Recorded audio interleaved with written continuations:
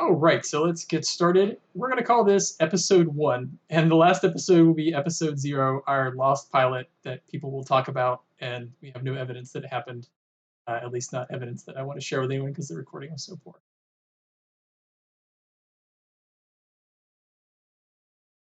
But in the first scene of the game, we see the title of this episode is Minor Problems, and moving into frame from off screen is the USS Hope. She's gliding through space, the Olympic-class starship that she is, and as she moves past, we see the shuttlecraft, the USS Weiler, the shuttle you guys were on last time, move into frame, and she moves into the very large shuttle bay of the Hope. Shuttle bay doors open, and the shuttle comes in. And as it moves into the shuttle bay, we see rows and rows and rows of other vessels. There's smaller shuttle pods. There's short-range warp shuttles. There's the large Curie-class vessel that you guys are in. There's a few more of those. There's some other runabouts, some longer-range warp vessels. The Hope has an extensive shuttle bay, all sorts of options. But as the vessel begins to land, remember the Weiler was quite beat up. An officer who will not be named, she did damage some of the zombie civilians, but also inflicted quite a bit of damage on your vessel. You guys have got it working, but as you land the Weiler next to these other nice, clean, shiny ships, it's very obvious that Brecken's repairs were very patchwork. But the ramp at the back of the shuttle lowers from the Weiler, and you guys step off into the main shuttle bay. And as you have stepped into the shuttle bay, there are a few figures waiting for you. I'm gonna move Naris over here since he has not joined us yet. But there are two females here ahead of you as you guys walk off the shuttle bay ramp. The first is a human female. She's, maybe she's pretty tall for a human female. She's just under 2 meters. She has her hands crossed behind her back. Her uniform is the Red Command Division, and she has 3 pips on her collar, obviously designating her as a commander. As you guys walk down the ramp, she just sort of watches you, sort of like your insects. Oh, you cut out there. You said something in and then cut out. I said she watches you guys as you walk down the ramp, and she's eyeing you very, very with like laser eyes, almost like your insects walking down the ramp to the shuttle. Gotcha. And remind me, is it Tuzan that's the ranking officer, or is it Isha? So Tuzan has the rank of commander. Isha, you and Grekin have the rank of lieutenant, and Linares has the rank of specialist. All right, then this is Tuzan's show. So I'll walk down the ramp towards the commander there and hold out a hand for a handshake. Kind of looks down at your hand. She says, I believe it's customary when standing before a superior officer to stand at attention. I was simply extending a hand for a handshake, considering we are both commanders. She looks at your hand. Do you have your orders, Commander? Man, you are by the book. And I hold up a data pad. She takes the data pad and looks at it.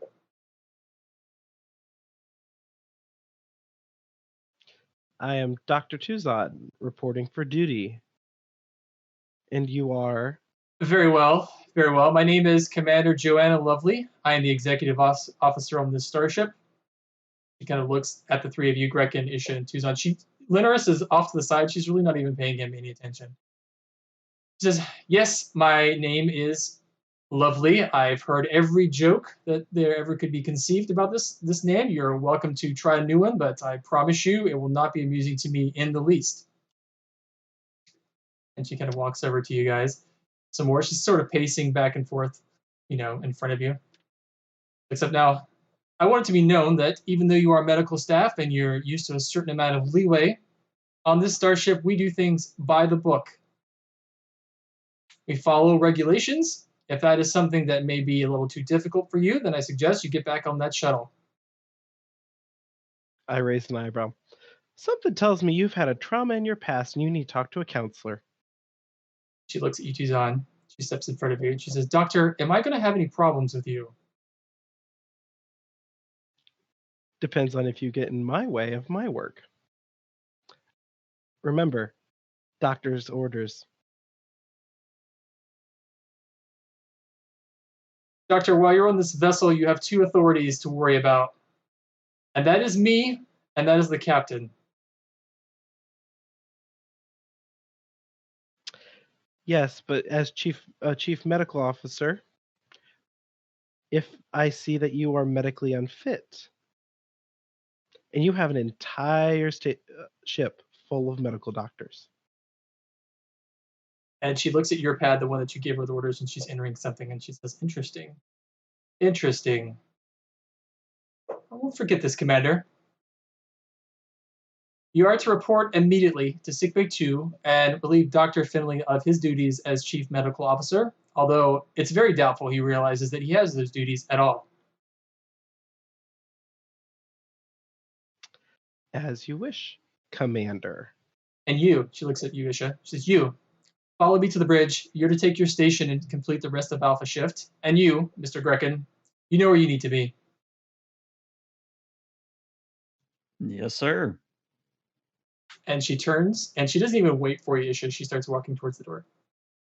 I spare like a moment's glance at Commander Tuzon, and then I rush after Lovely.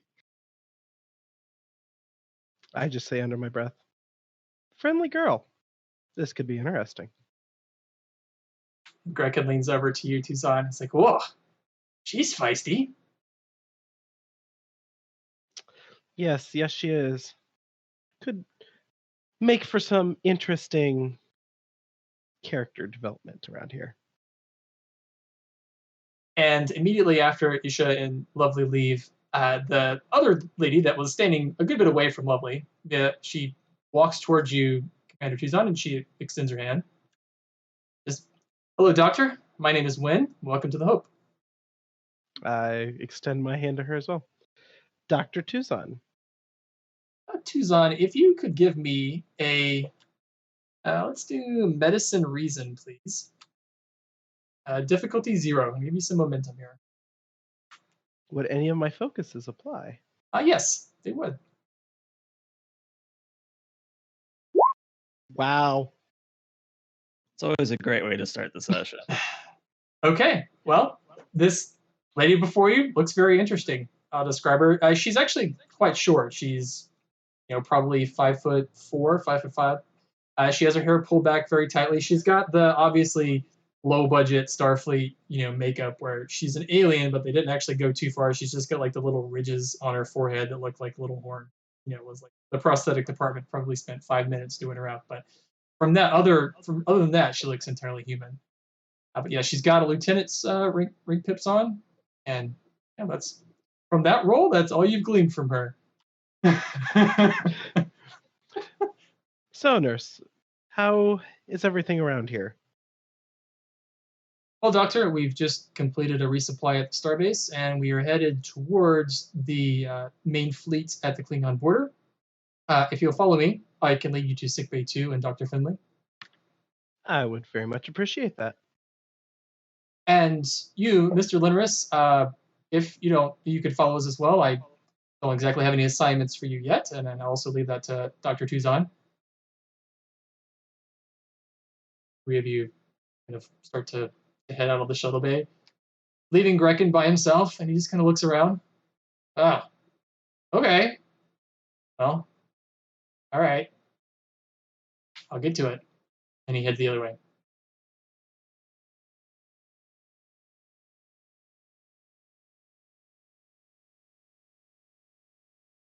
So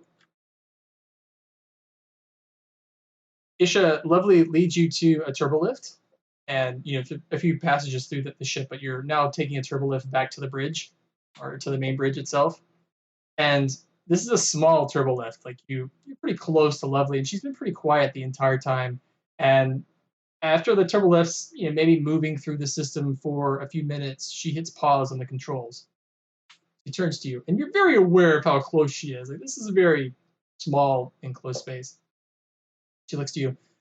Lieutenant, I reviewed your service record, and I like what I see. Well, thank you, sir. I appreciate the positive attention. I'm going to be frank with you, Lieutenant. I hope is going into an interesting situation. Put it bluntly, we are the weakest ship in the quadrant going to what is possibly the most dangerous part of the quadrant. There are many in Starfleet Command and Starfleet Medical who think that the Klingons are going to obey the Articles of Interstellar Law and not target a hospital ship. I, however, am quite so optimistic. I mean, it would be pretty standard for the Klingons to shoot first and ask questions later. That is their modus operandi. Exactly. Now, while I appreciate the optimism of our captain, it is up to us to protect this vessel and its crew. You meet our captain, you'll understand. He's a very competent officer, very competent commander, especially of a medical ship. But I'm not entirely certain that he will be ready for combat. So it's up to us to provide him with the best options to make sure that the Hope can avoid as much danger as possible while still doing our mission, if that makes sense. It does, sir. And I do have a question, if that's all right. Of course. The previous tactical officer, the mission reports I was given did not detail what happened to them. Could you enlighten me? Yes. Lieutenant Saturday received a promotion. He's actually been promoted to the Chief Tactical Officer on the USS Imperial. Ah, I see. I was a little worried that might have had to sacrifice one of the good to save the captain. There's a pause, and I say, "I'm sorry, my humor is not that great." And yes, Lieutenant, you'll find that I have no sense of humor. But I hope that if it comes to it, that I can rely on you. No, I will certainly strive to not let you down, and I will strive to not only meet but exceed your expectations. And you will find, Lieutenant, that that is the very minimum of what I expect from my officer. It's a button on the turbo left. Continues.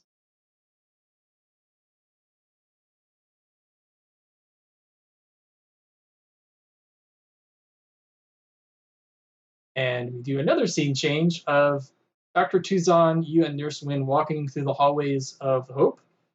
And as you guys are walking through the ship, you're moving out of the secondary hull into the round, globy, bubbly part of the primary hull. You're walking past a lot of people in blue shirts, a lot of scientists, a lot of medical personnel. Actually, that's most of who you're passing in the ship. You very rarely see someone in yellow operations or someone in red. They actually kind of stand out because there's just not many. But as you guys are walking back and forth, and just like a normal Star Trek episode, you two are walking, so you're taking up the entire hallway, and the other officers are just like squishing themselves against the side of the wall to get past you, but that works. Wynn says, well, Doctor, as you can see, we have several medical facilities on board that can handle really just about any kind of trauma that comes our way. We have many other scientific laboratories, too, also to engage in any of those research, any research as it may come. Also, medical laboratories that can be configured to anything that you need. We also have some of the most highly trained specialists in the entire Federation on board, not only Starfleet officers, but some civilian as well. It's incredible. I've not worked in a setting with this many medical doctors in quite a while. Yeah. And the hallways are very brightly lit, very antiseptic. The walls are perfectly clean. Like you could touch the white part or the wall, the white is so sparkly and shiny, you'll probably leave like a handprint. It's been polished. Like there's really not even any dust on any of the control surfaces. Even the fingerprints have been wiped off. It's a perfectly clean starship, really. Like maybe a way you've never seen before. So, Nurse, what can you tell me about the ship itself? Well, the Hope itself is the starship, at least to my knowledge. She's almost 30 years old. Seems a little old to me, but I know nothing about starship design. Some of the senior medical staff on board, I think you'll find, are a mixture of highly trained and highly opinionated, which does come with medical staff. As far as the captain, he has been a captain on medical starships for, quite frankly, longer than I've been alive. First Officer Lovely, she certainly A character. she performs as I imagine an executive officer would, however, not to my liking. Yeah, I noticed that detail. She's understandably strict, but also needs to understand that it needs to be a little bit more relaxed around a medical ship. Yes. I have to say, Doctor, I'm quite glad to have someone replacing Dr. Finley as chief medical officer. As you're about to find out, he's very well trained. He's very proficient. I would say he's quite brilliant, actually. However, he leaves much to be desired in the way of leadership. So he is a follower that was put into becoming a leader. That is putting it very graciously, sir. Understandable. Is Dr. Finley staying on board, or is he being moved to a different position? And she looks at the pad she's carrying. It's on my list, at least. He is staying on board. I believe it is up to you on how you would like to assign him when you take over his duties as chief medical officer. I understand that. What is he good at? What's his specialty? I would say Dr. Finley is, well, and you stop and you see you guys stop at a pair of doors that are labeled sickbay 2. I'll let you make the judgments on how you will. He's a very creative doctor. I have never seen anyone come to the conclusions that Dr. Finley does. I'd say that he is not burdened with any of the assumptions that the rest of us are burdened with. I have seen him come up with some of the most creative. She stammers a bit. Creative solutions to problems that I've ever seen. Interesting. He might be good with in the medical research division. Yes. However, he is a bit odd. Odd? Yes, sir. And she hits a button and the door is open. And as you step into the medical bay,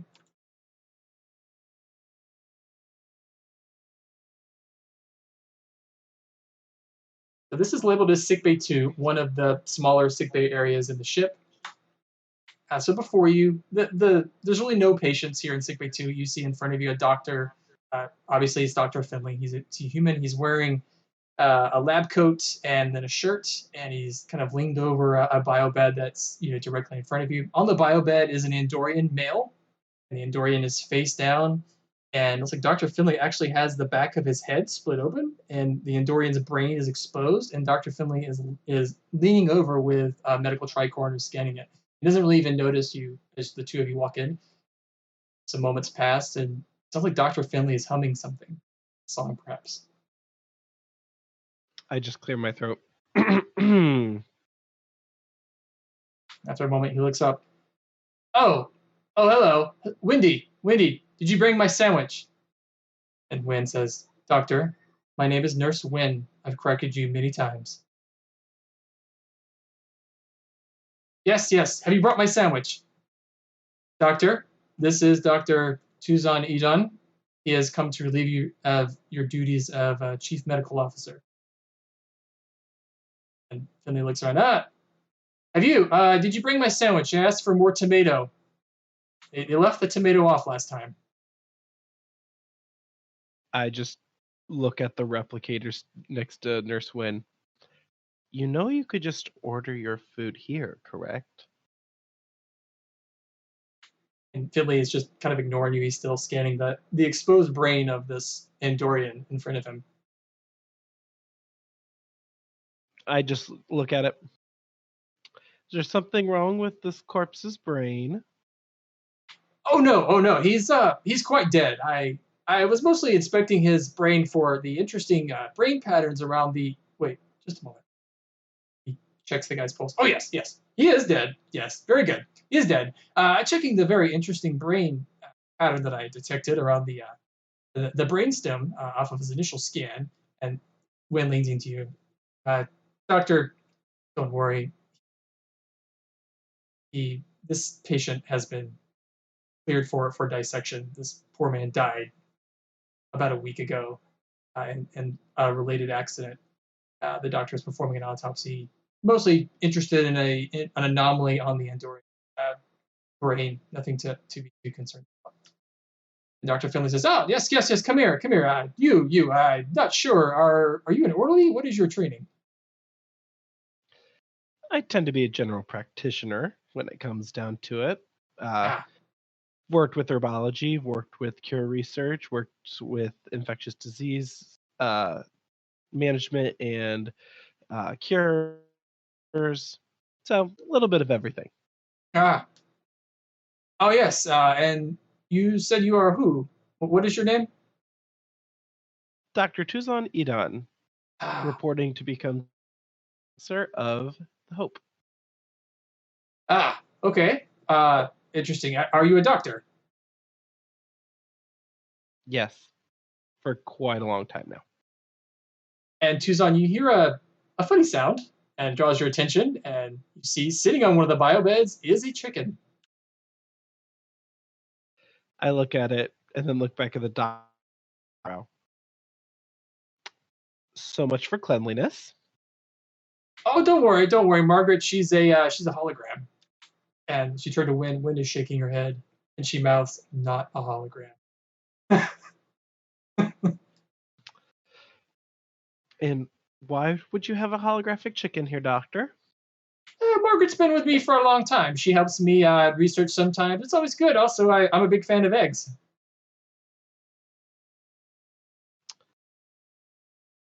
All right. I just kind of shake my head, kind of shake it off.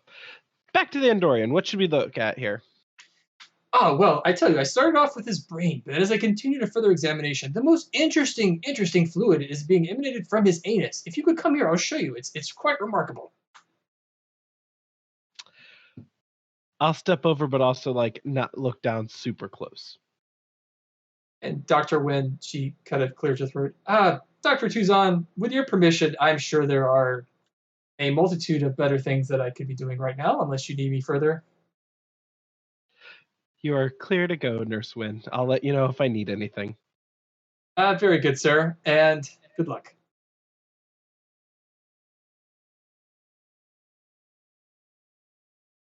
And Dr. Finley, as he's motioning you over he kind of lifts back the only bit of clothing that was basically a drape over the back of this Andorian. He lifts it up. He's oh yes, you can start the examination here. And then as he starts to point to you, he realizes he kind of walks over to this stand, and he's there's my sandwich.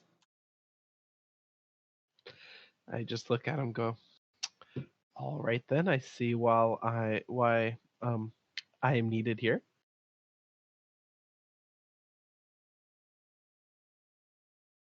Then we transition to the bridge of the USS Hope.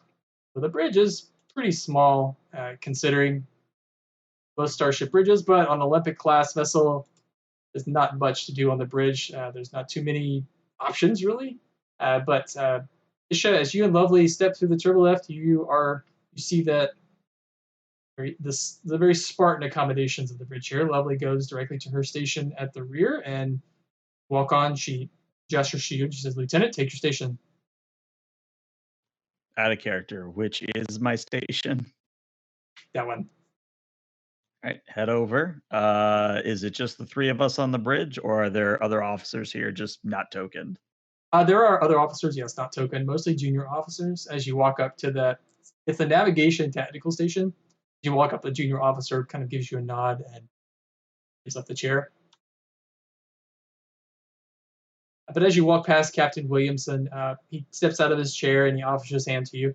Lieutenant Isha, is that correct?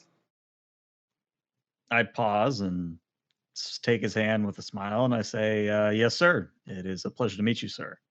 Welcome to the Hope. My name is Captain Williamson. I have to say, you're the very first Zanette I've ever had the pleasure of meeting. Well, had I actually had a sense of humor, I'd make a joke there, sir, but all I will say is that I hope to prove a worthy officer. I'm certain that you will. There's not a doubt in my mind. If you won't mind taking your station, I think we're going to continue underway to the Klingon border. No, of course, sir. And I head to my station.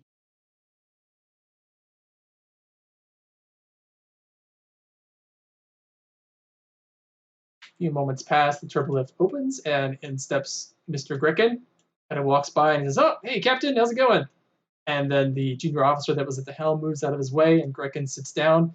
He looks over to you, Isha, and he's like, "Oh, I didn't even think about this. We're console buddies."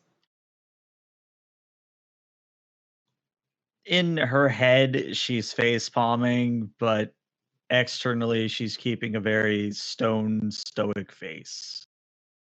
Yes, I suppose that is the case. This is going to be so much fun. You've also got navigation, too, so you'll be helping me all the time. Well, guess it's a good thing I went through those remedial classes for flight school. The only thing you need to remember is don't push that red button. That's the only weapons we have on the ship.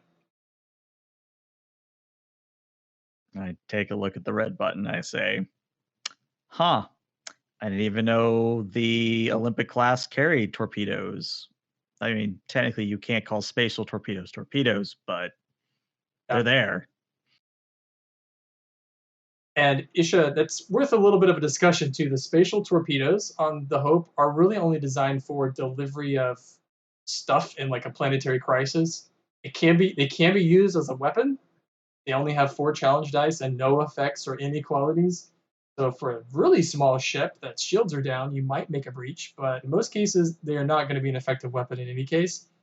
The ship does have fairly standard phasers, but other than that, you're mostly attacking any enemies with good feelings more than weapons. That's about what I expected when I took this assignment. So I just sort of note that for future reference and make a note that if we ever pass by a port where I've got a friend or two, that maybe we can get our hands on a photon. Who knows? Just in case. Williamson, he turns to Lovely and he says, "Commander, have we all our guests settled in? Are we ready to go underway?" He nods, "Yes, Captain." "All right, Mr. Gricken, Mr. Isha, take us out." Gricken kind of looks at you. "All right, console buddy, let's do it. This is going to be so much fun." And he plots the course and hits the button, and Hope jumps to warp.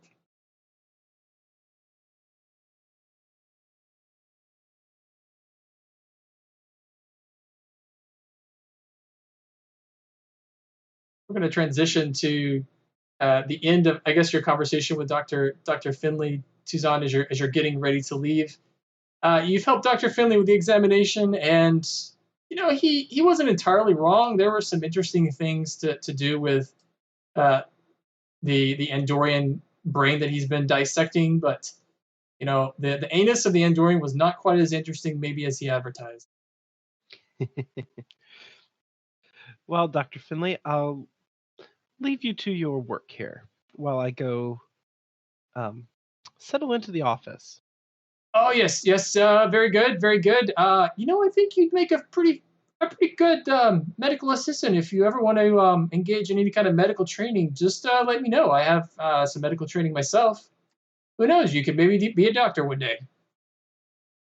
I roll my eyes. Whatever you say, sir. And walk out and go, "Oh, he's an interesting person. This is going to be interesting in general." And I start walking towards where my office is, which I'm assuming is the maid sick bay. Yeah. You make it just a few feet, really, and then stepping in front of you is a Cardassian male. He's wearing a medical outfit. He's also got commander pips on his uniform. He walks up to you and he blocks your path and he looks at you. And you can tell he's also dissecting you in his eyes. He says, "I had to see it for myself. You are Dr. Tuzan Edon, is that correct?" That is me. My name is Dr. Lupus, which I'm sure you would have heard of me. Possibly. Indulge me. Tuzon, would you be a studier of kind of obscure medical text on the Borg? Possibly a little bit, but not necessarily like a hobby. Lupus says, I am the foremost researcher on rehabilitation of Borg patients, specifically removing implants, but of course you would have read all of my papers.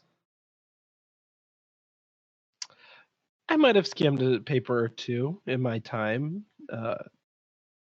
Busy being chief medical officer on a starbase prior to this, I didn't have a whole lot of time to devote to. So what do you think of our resident psycho? You just came out of sickbay 2. He's different, to say the least. That's putting it lightly. If it were up to me, this Finley would have been left at the starbase. I can't see his use on a ship of this nature, especially with our mission. Everybody has a use, Doctor. In fact, I think Dr. Finley's great at finding the obscurities.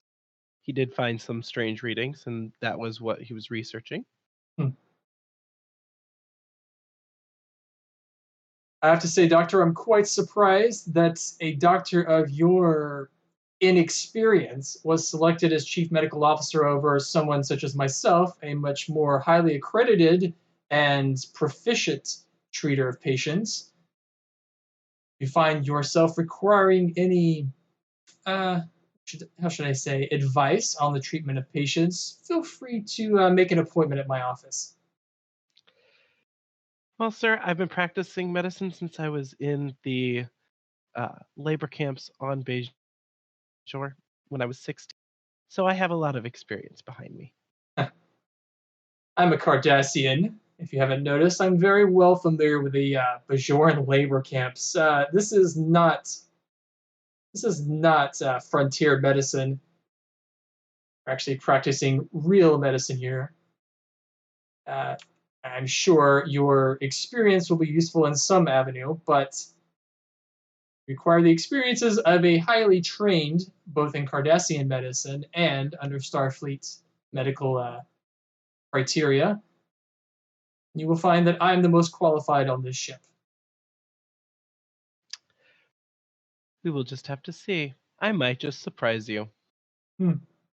Indeed. I look forward to it. Arches off. I'm just thinking to myself, tough crowd around here. Ah, pretty tough.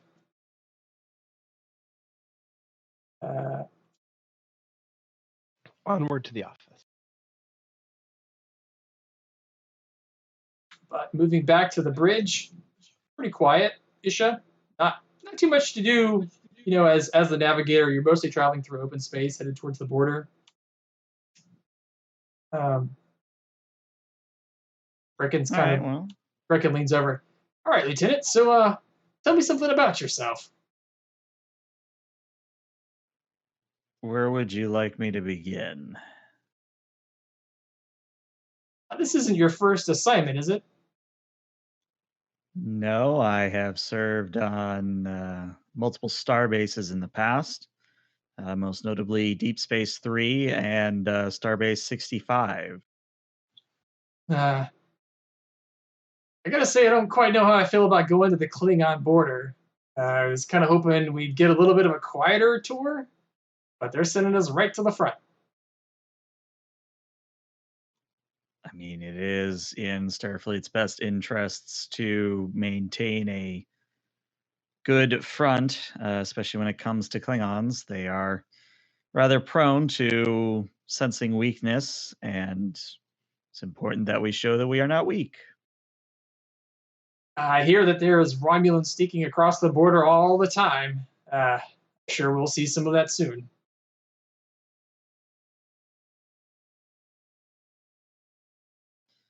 It is at this point. I would like to check just one thing about the ship.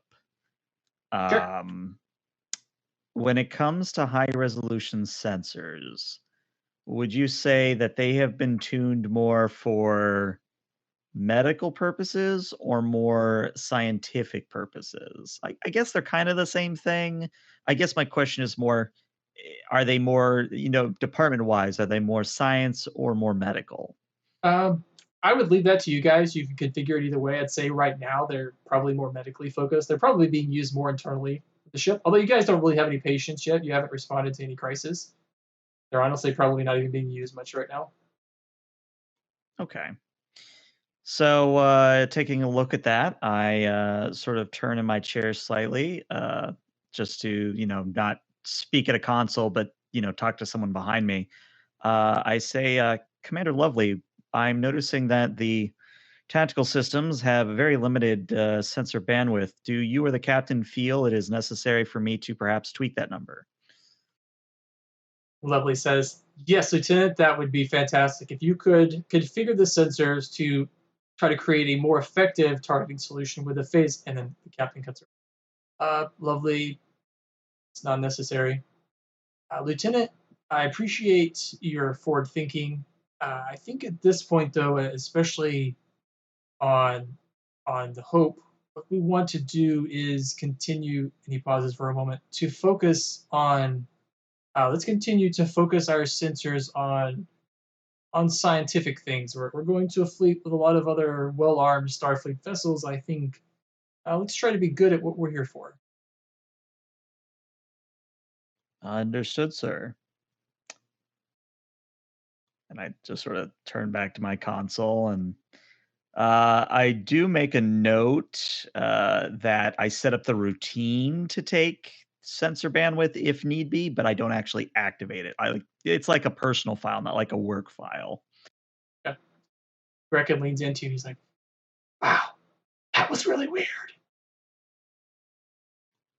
How do you mean?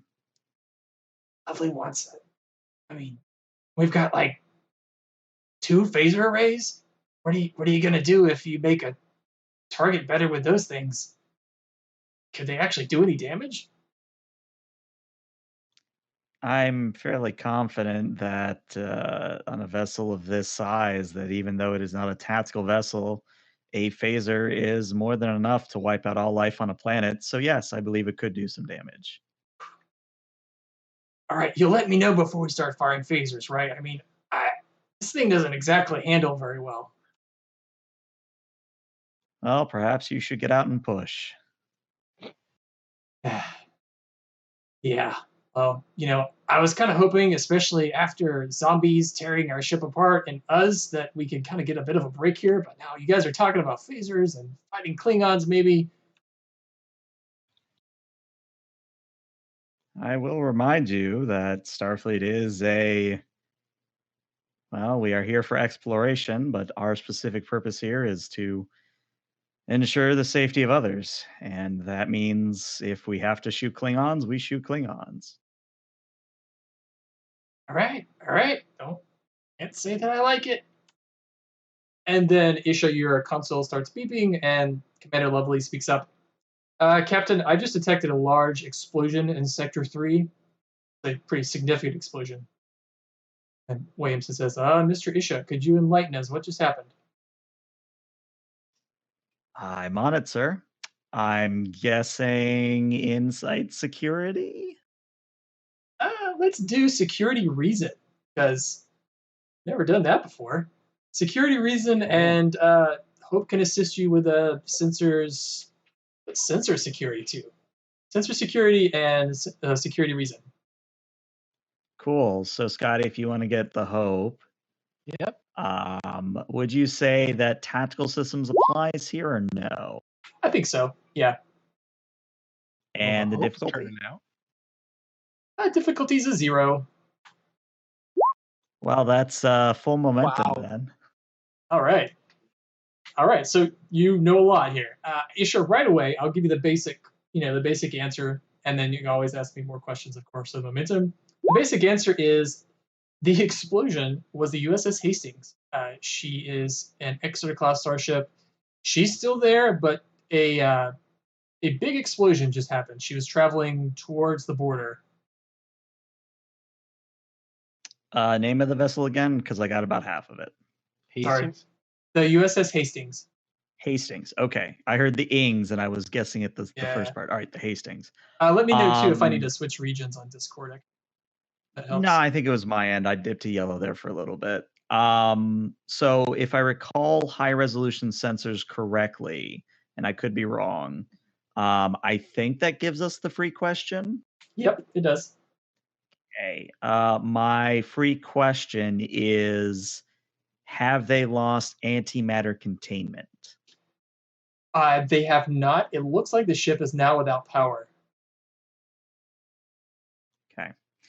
So I say, Captain, it seems that the USS Hastings has experienced a implosion or perhaps an explosion. It's not really clear what the cause is at this point. However, I can at least confirm that they are without power and that they appear to have not lost antimatter containment. So we are not dealing with a extreme crisis, but a crisis nonetheless. Okay. Mr. Grecken, if you could plot an intercept course, please, at maximum speed. Mr. Ishid, can we get them on the main viewer? I'm trying now, sir.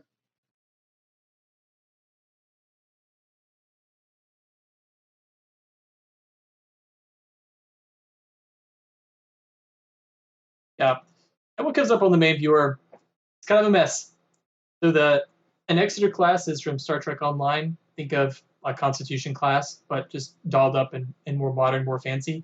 Immediately on screen, which you can tell, is half of the saucer section of the USS Hastings is gone. Just gone. She's also missing one of her nacelles. There are also 2 objects nearby. What's interesting too, Isha, you immediately pick up is there's really not any debris in the area.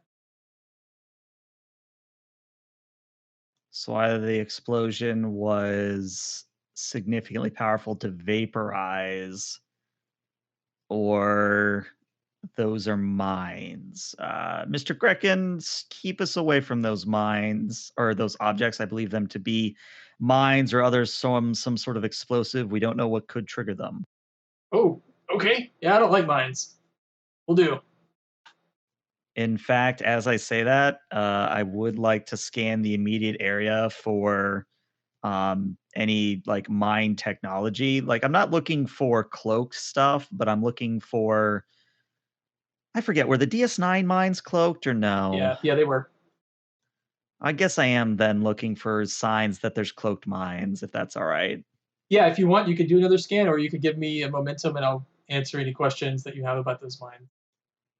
I will spend one of our 6 momentum to ask, are there any other mines that I'm detecting in the area? You are not detecting mines in the area, but because you spent a momentum, I'll give you more information about what you do detect. The 2 objects that are near the hull of the Hastings are, in fact, mines. Tell right away, they are Romulan mines.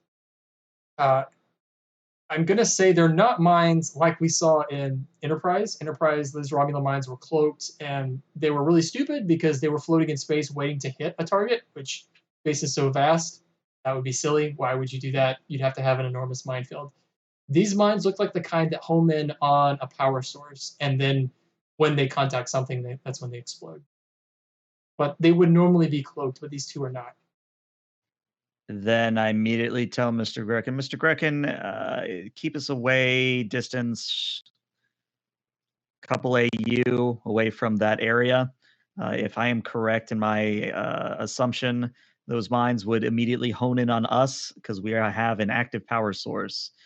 Unfortunately, and I say this to the larger bridge, unfortunately, sirs, that is going to limit our rescue operations. If we get any closer, those mines will activate, and that means whether that's in this ship or in a shuttle, we may have to try and sort of, I look at the spatial torpedoes, we might have to do a bit of skeet shooting, sir. Okay, I'm not very familiar with that term, Lieutenant. Well, what's the complement of the Hastings? He says to Lovely. And Lovely replies, the complement of the USS Hastings is 350 people. Mr. Isha, do you detect any life signs on board? Do I? I'll give you this one for free. You detect 100 people. Well, sir, if my readings are correct, 2/3 of the crew have been lost. I'm only detecting about 100.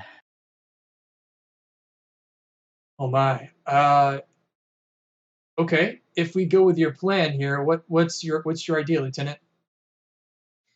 Well, my plan is that we load up the runabout with support personnel, and we get the runabouts going at full impulse. And right before they would enter the mine's sensor range, they would cut power and coast in on momentum only.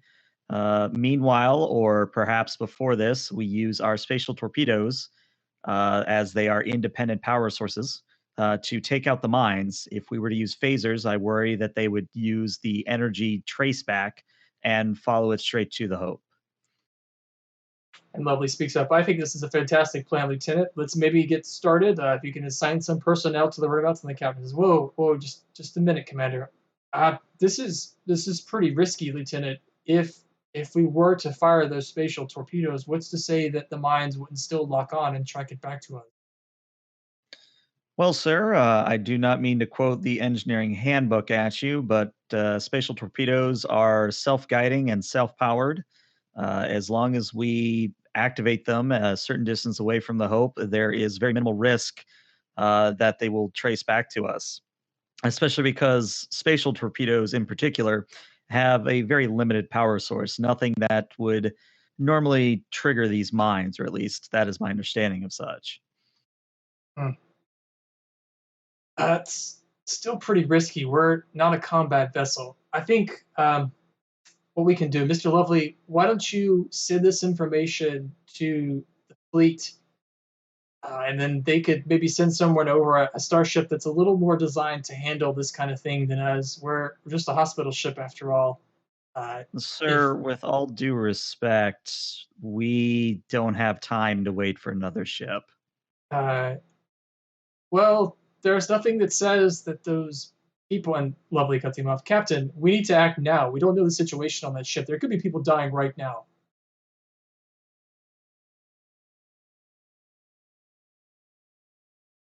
Williamson is still sitting there. Well, uh, if you can make a roll for me, let's do your. Would you say your argument would probably fall under command presence that you're trying to sway Williamson here? Yeah, I don't have the best presence in the world, but my command is a 3, so it's something. Let's do command presence difficulty 2. All right, I definitely don't have a focus for this one. We are at 5 momentum. I'll spend 3 of it. Go for it. Well, the good news is we're at 4 momentum. I can count today. We're at 3 momentum, but I did roll a complication. I don't know. You think it's me worth buying it off with momentum or no?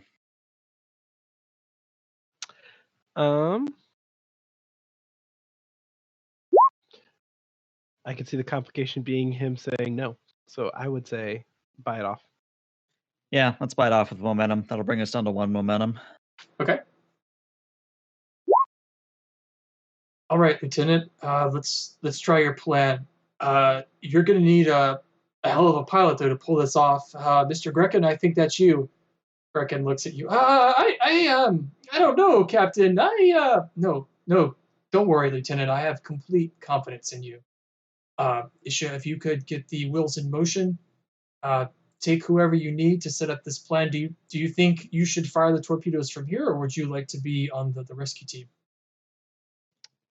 I turn fully in my chair to look at the captain and Commander Lovely, and I say, I leave that to your discretion, sir. I, of course, can lead a away team, but I believe if you want the most qualified targeter, or let me rephrase that.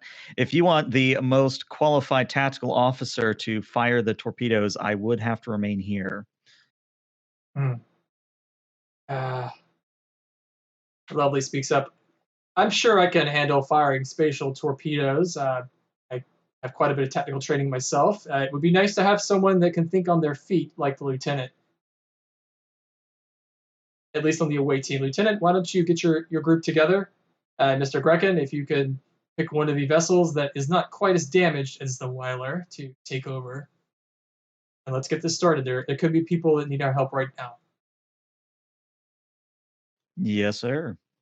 And if Lovely doesn't do it, Isha will sort of put that general call like XYZ report to the shuttle bay. But if Lovely does it, then Isha won't. Yeah. She's going to add Tuzan, of course, to the away team.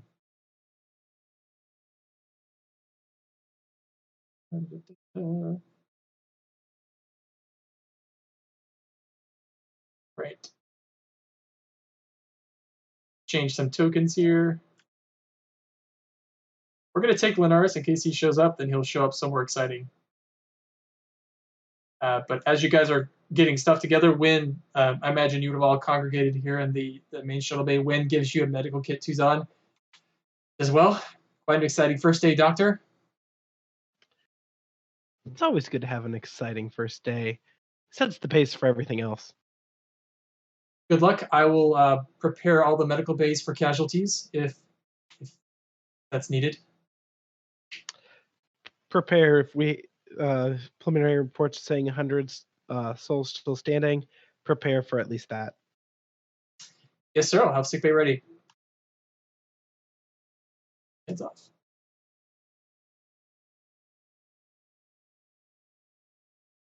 Reckon looks fine. Okay. Well, I've got a shuttle ready. What's the plan here? Well, the plan, Mr. Grecken, is that you're going to, again, coast us in on momentum and thrusters only, and hopefully not hit any other cloaked mines and or, get hit by spatial torpedoes. Oh. So no pressure. All right. So the whole mission hinges on me not flying us into a mine. I mean, space is very large. I have full confidence in your abilities to not hit the literal only things we could hit out there. Okay. All right, let's do it. So as you guys, first of all, is there any special equipment that you want to bring? I think Tuzan as the CMO automatically gets his medical tricorder and a med kit. Yep. I don't see a need for a phaser type 3, and I don't even know if the Hope would have them.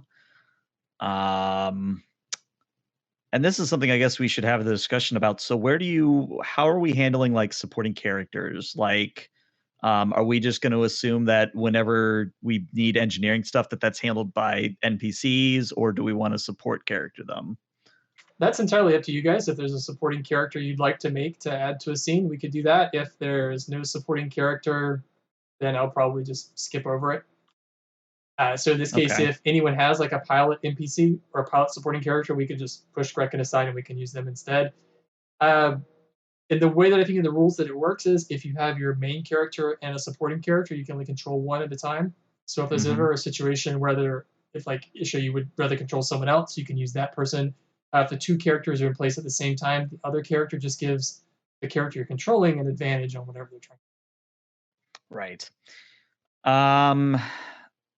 I don't know, Tuzan. I'll let you make the call on this then. I mean, I think there might be value in having a player character, a supporting character engineer for this, simply because with that much damage, it's going to be rough. I totally agree. Okay. Would you like to make it, Tuzan, or should I? That is up to you. I pulled up the maker. Okay. Yeah, I was just gonna quickly blow through the maker as well.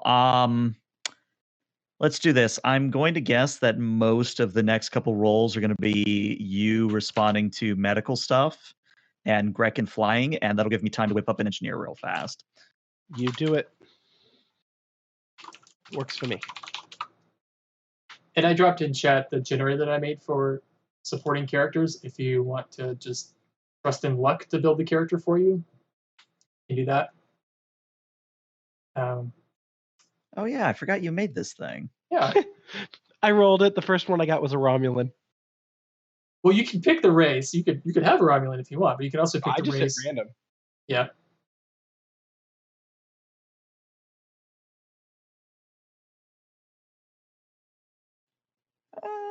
Yeah, this shouldn't be too hard to finagle here. I'll take over one of the supporting character sheets, and get that going. You can move the scene along, though. I don't want to hang us up for too long. Okay. The shuttle begins to move away and head away from the Hope, and you guys are moving in towards. I think you said you were going to go like 2 AU away, so you probably have to go to warp at least for a few seconds to get into the same system as the Hastings. But then you guys drop out of warp, and about time for someone to start trying to thread the needle here.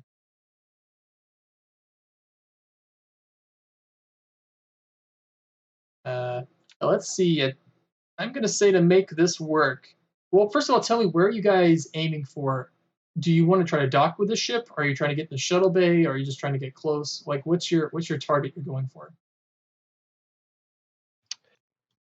If there's any docking along what's left that is intact, we'll do that. If not, we'll get super close and transport over.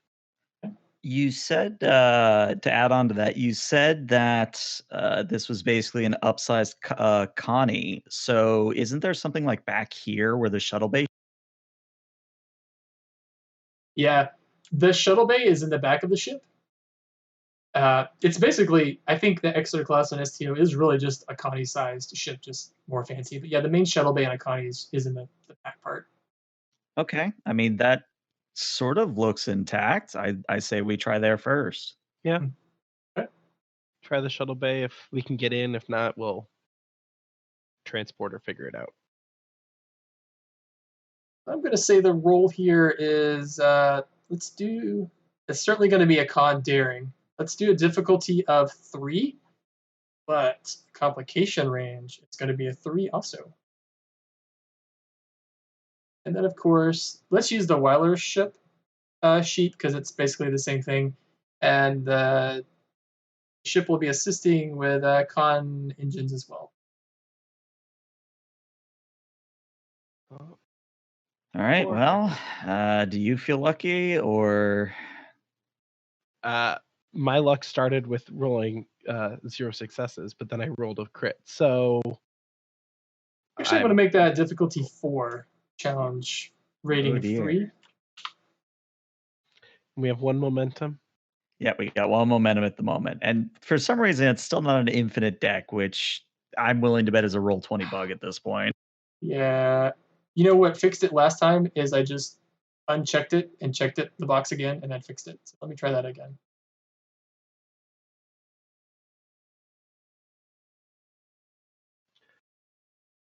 There, how's that? I'm still getting it, but we have it in chat for now. We're keeping track. So Grecken will definitely take the 1 for the third. I think that's pretty self-explanatory with the difficulty 4. Yeah. And the problem is that Grecken is a supporting character. I don't know. Would you qualify this as activating him? I think so. Since he was in the pilot, you guys can give him something if you'd like. A value would have a determination you could also spend. Yeah, I think there's a lot of value in a value right now.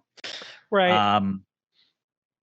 I'm just kind of wondering what a good value for him would be at this point. If I could offer one up, I think a good value for him would be working 9 to 5. He's working 9 to 5 right now. Oh God, we're gonna carry that joke. Yes, we are. It's good. I was gonna say cool under pressure, but he was not that yet. No, he's not cool at all. I like working 9 to 5. Yeah, I think we're gonna have to go with that now. I think you'll get a lot of use out of that one. All right, so that's good. It does mean that you could use determination to reroll or get those 2 successes. But if you do the 2 successes, then we'd have to also give him a threat with that momentum to roll another dice.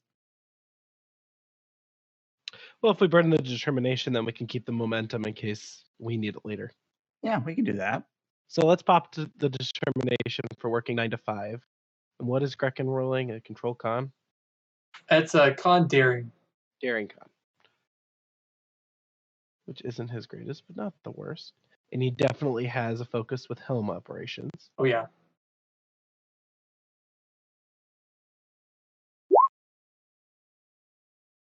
And the Weiler assists with engines con? Yes. Oh, Wow. very, very nice. Wow. Yeah, I think that caps us again, doesn't it? Mm-hmm. Well, it's difficulty 4. But I burned the determination, so that's 8 successes. Yeah. Okay, That's 4 more. so yeah, we're almost a cap again. Nice. So on the bridge of this ship, not the Weiler, you guys see Greca, and he's sitting there and he's humming to himself, we're 2-5. He's very stressed. Actually, beads of sweat are kind of running down his forehead. And as he's flying, he shuts off the power to the ship and actually goes so far as even to power down the warp core of the vessel. And you guys are just drifting along. He's like, okay, this is good. Okay, good. Looking good. And the Hastings is getting larger and larger in your view screen. And then all of a sudden, directly, a mine decloaks. And he's like, oh God, oh no, oh, I can't turn the power on. Oh no, oh no. Okay. And the mine you guys just slowly pass right by. View screen, you see it, the mine just goes right on ahead. He's like, okay, yeah, oh, I meant to do that. Yep, that was planned. That was it. That was all part of the plan. I knew it was there. Don't worry. No worries. And then after a few moments, you guys pass closer to the ship. You get a nice little view along the hull. And he's coming at it kind of from the front, going around to the back. And as you skirt over, you see the part of the saucer that's been blown up. Like there really are no emergency force fields at all. Like it looks like those parts of the ship have been vented to space. And a good part of Deck 0 has been blown open. But it looks like you get a pretty good view because you get really close. He's actually gotten you guys with this roll a very close course along the ship's hull. You can see it looks like Deck 0, the bridge, is probably intact. If it's pressurized, who knows? But he does get you along to the back of the ship around the docking bay doors, and he's timed it just beautifully enough to where as you get close, the velocity of the ship kind of eases its way out with one little thruster burst that's unpowered, and the ship is now holding position just outside the docking bay doors. But they are closed.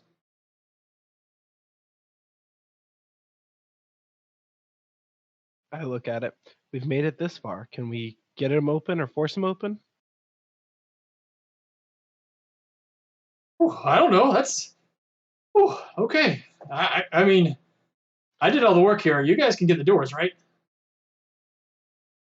Well, I think it is at this point that Sir Val, the Cation ensign, will sort of make herself known and says, I believe I can see if it will take a docking signal, maybe get those doors open. And she'll run through the standard frequency of, hailing frequencies that a shuttle bay would respond to, like incoming shuttle, open the bay, et cetera, et cetera. Okay. Saval, you said, right? Yep. Okay, Saval, I believe communications was like, I think it's engineering control for communications. Sounds right. Let's do engineering control. The difficulty here is going to be a 3. And the reason it's a little more difficult is because as you're connecting through the comm to the main computer of the Hastings, it's not really responding, so it might be damaged.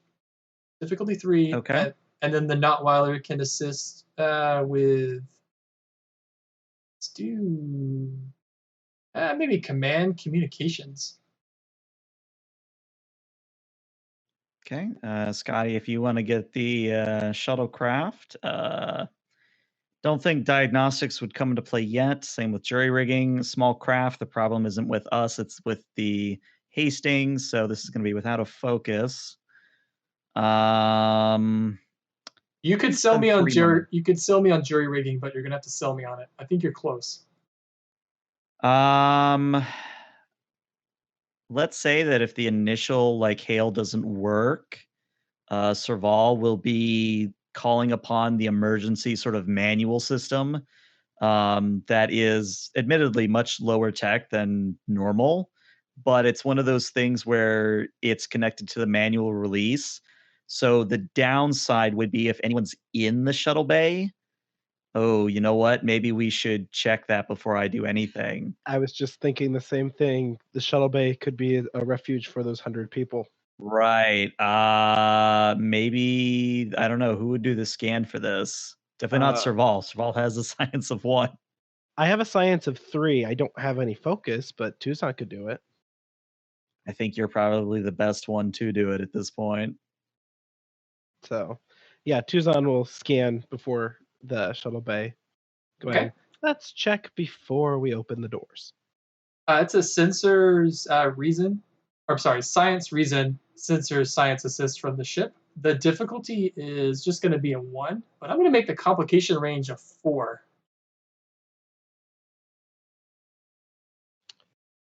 Okay. Oh, you got a little help from the ship. That's an 18. That's a complication. Uh-oh. But now we have 1 floating momentum. Okay. You don't detect anything in the shuttle bay. Are you going to let me keep this complication? Nah, I say we just buy it off. Yeah, I was going to say the same thing. Okay. We have 1 floating. Or we Yeah. were, yeah. So we'd stay at 5, I think. Okay. Yes. So It was there's difficulty 1, so we'd be at 4. We'd be at 4, okay. There's no one in the shuttle bay. Serval, if you could give me an engineering insight difficulty 2, please. Sure. Would you give me any of my focuses or no? I would. You do have a focus in this. Okay, just making sure. 2 successes. So a few things catch up. So you notice the missing nacelle, which you guys are parked like right where a nacelle should probably be, or at least very close to where you should be, or where it should be. It's not there anymore, so I guess that's the starboard nacelle is gone. You don't see any debris, so it's probably just vaporized. But there's also not any plasma trail off of the pylon to where the nacelle would have been connected to, which means that the warp drive has probably either been powered down or maybe even ejected. But interesting detail is that there's no warp plasma, and the ship was at warp when it hit this thing. So just to give you a sense of what you might be walking into, probably don't have a functional warp drive. But it looks like the main power on the ship is definitely down. You don't see any lights, running lights even. But from what you can tell, the good view, you're also like right in front of the impulse engines. They look intact. So Serval communicates this, and switching back to Isha for a moment, Isha thinks to herself, these Romulan mines, are they typical Romulan fare in that they are, shall we say, powered by artificial singularities, or no? Going back to that scan that you made before where you just docked it out of the park, I think what you would have picked up is a few details, which also will lead me as a good segue into the setting, which episode 1 I should probably talk a little bit about. It's 2399, so it's been about 20 years since the Hobus system exploded, took out Romulus and Remus, the planets. It's been about 5 years since the Klingon Empire conquered the Romulans entirely. So pretty much all of Romulan space is now under the jurisdiction of the Klingon Empire.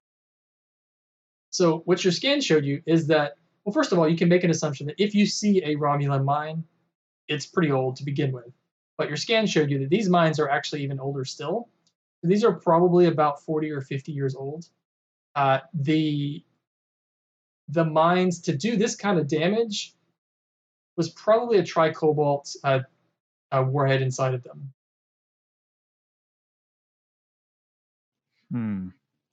All right. Yeah, because I was worried for a moment that we were in danger of literally flying into a black hole for a moment.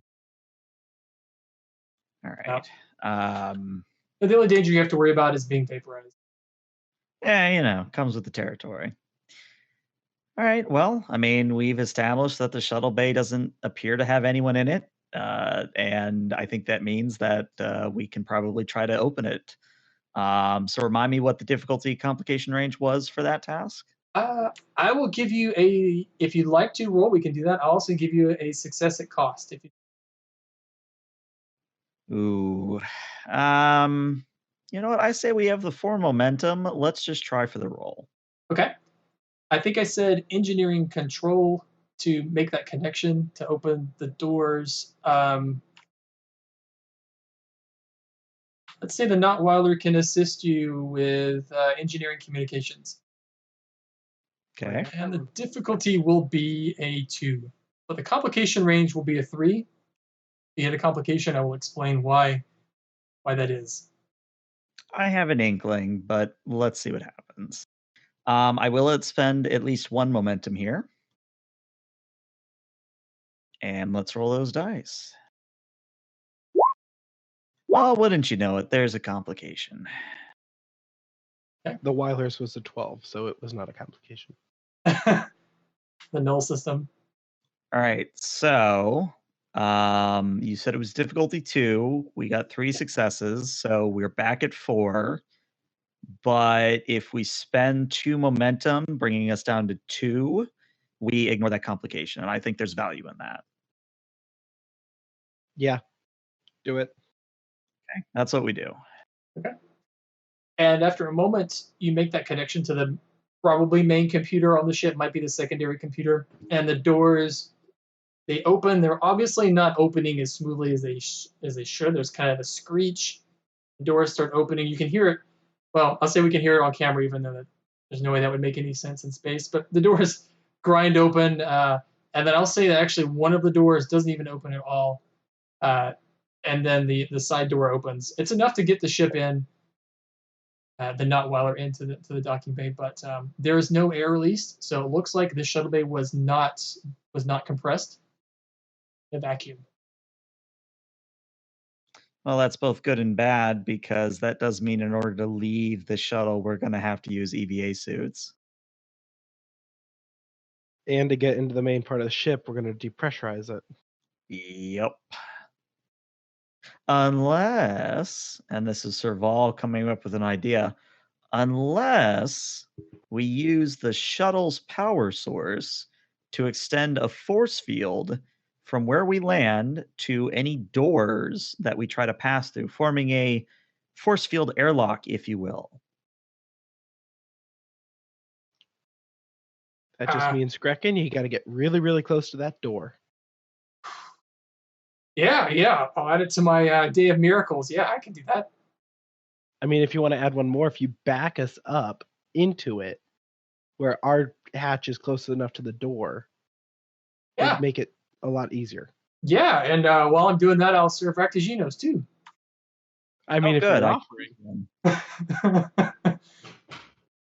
I guess I could do that. I will need to give us at least minimal power for thrusters. I used up what we had on that deceleration. I could do that. Maneuvering thrusters it is. Also, again, we could do a roll if you guys would like, or you may succeed at cost. Personally, I think it would be funny to succeed at cost here. Sure, why not? Okay. So Grecken does turn the ship, and he backs the ship up, and there's kind of a jolt as the Notweiler shuttle hits the door that was not all the way open, and you hear kind of a crushing, like a screeching sound. He's like, man, this is a new one too. And after a moment, he looks like he's got the ship backed into the shuttle bay, and you are ready to begin that experiment of yours of creating a force field. The complication was he really wrecked your shuttle a bit. Oh, yeah. And as Isha looks out of the window at it, she says, well, that's a very lovely mistake of you. I'm sure she's going to give you quite a tongue lashing for this one. Yeah. Well, if she's not unhappy, I'm not doing my job. I'm getting that vibe. All right, Ensign Serval, if you would be so kind. And Serval starts trying to extend the force field such that we can get into what I'm hoping is a pressurized area of the ship. I won't make you do a roll for that. I think all that would require is really like extending the shuttle shields probably and creating an atmosphere. That's probably not too difficult. all you could do really is extend from the shuttle to one of the doors to get out of the shuttle bay and to the rest of the ship. I think maybe Okay. was what you were going for. Yeah, more or less. Question: are you guys taking EV suits? Well, if we extend the force field out to the door, inside of the door to see if we need the EVA suits or if we are fine to go. Well, my thinking is if they're this badly damaged and the main power isn't on, we could end up having to move through things that are in vacuum. The problem is that EV suits are a opportunity cost. I mean, we have the momentum for it. I just forget if they're opportunity 1 or 2. I believe it's 2. So it would mean giving up our momentum for it, but it would mean that if we did again have to move through vacuum, we wouldn't have problems doing it. Would there by chance be the EVA suits somewhere in the shuttle bay? If there were, they're either up in the control room or they just got sucked out into space. Fair. Uh, Thinking of ways to get around opportunity if it's there. But yeah, let's spend the momentum and have them. Right, Yeah. I agree. Oh, and in the shuttle bay too, I didn't describe it very well. There are no shuttles, so it looks like they were probably keeping the shuttles down in the hangar, which is probably the deck below here.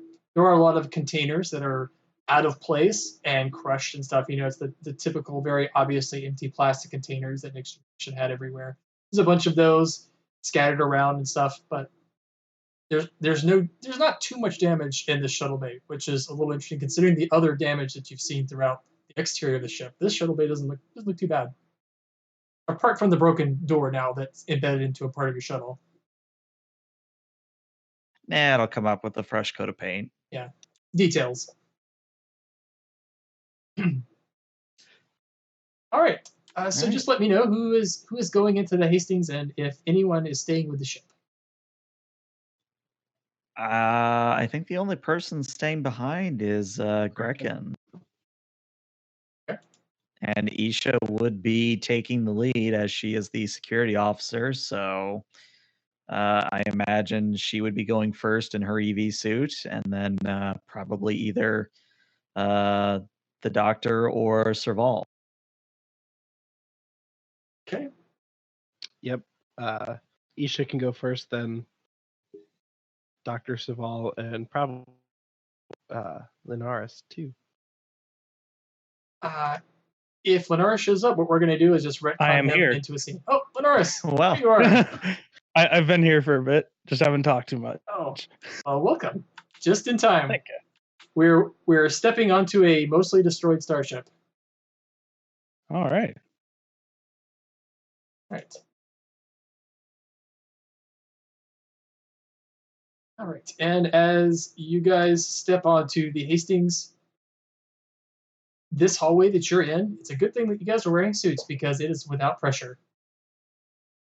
The emergency lights are on, but other than that, it's very dark.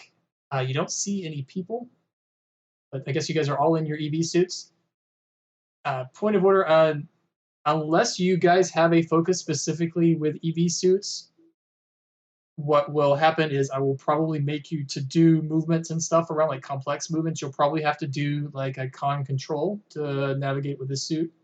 Walking around doesn't take any checks, but if you're doing something that requires dexterity, you'll probably have to do a check. Gotcha. Sure. I think first things first for at least Tuzan is to find where the crew is. Okay. Well, Serval, assuming nothing attacks us once we get inside. Nope, there's nothing there. Just you guys. Cool. Then what Serval's going to do is she's going to go over to probably the nearest panel, take it off, and see if she can't get some form of communication network on the ship working. Just saving her token. Okay. So Serval, you go up to one of the panels, and as you remove it, everything is dark.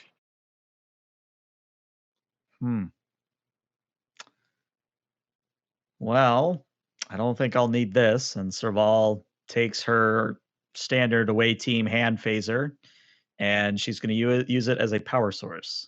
Okay. And you are rigging this to power a communication system of some sort for the ship, right? Yes, even if it's just for this deck.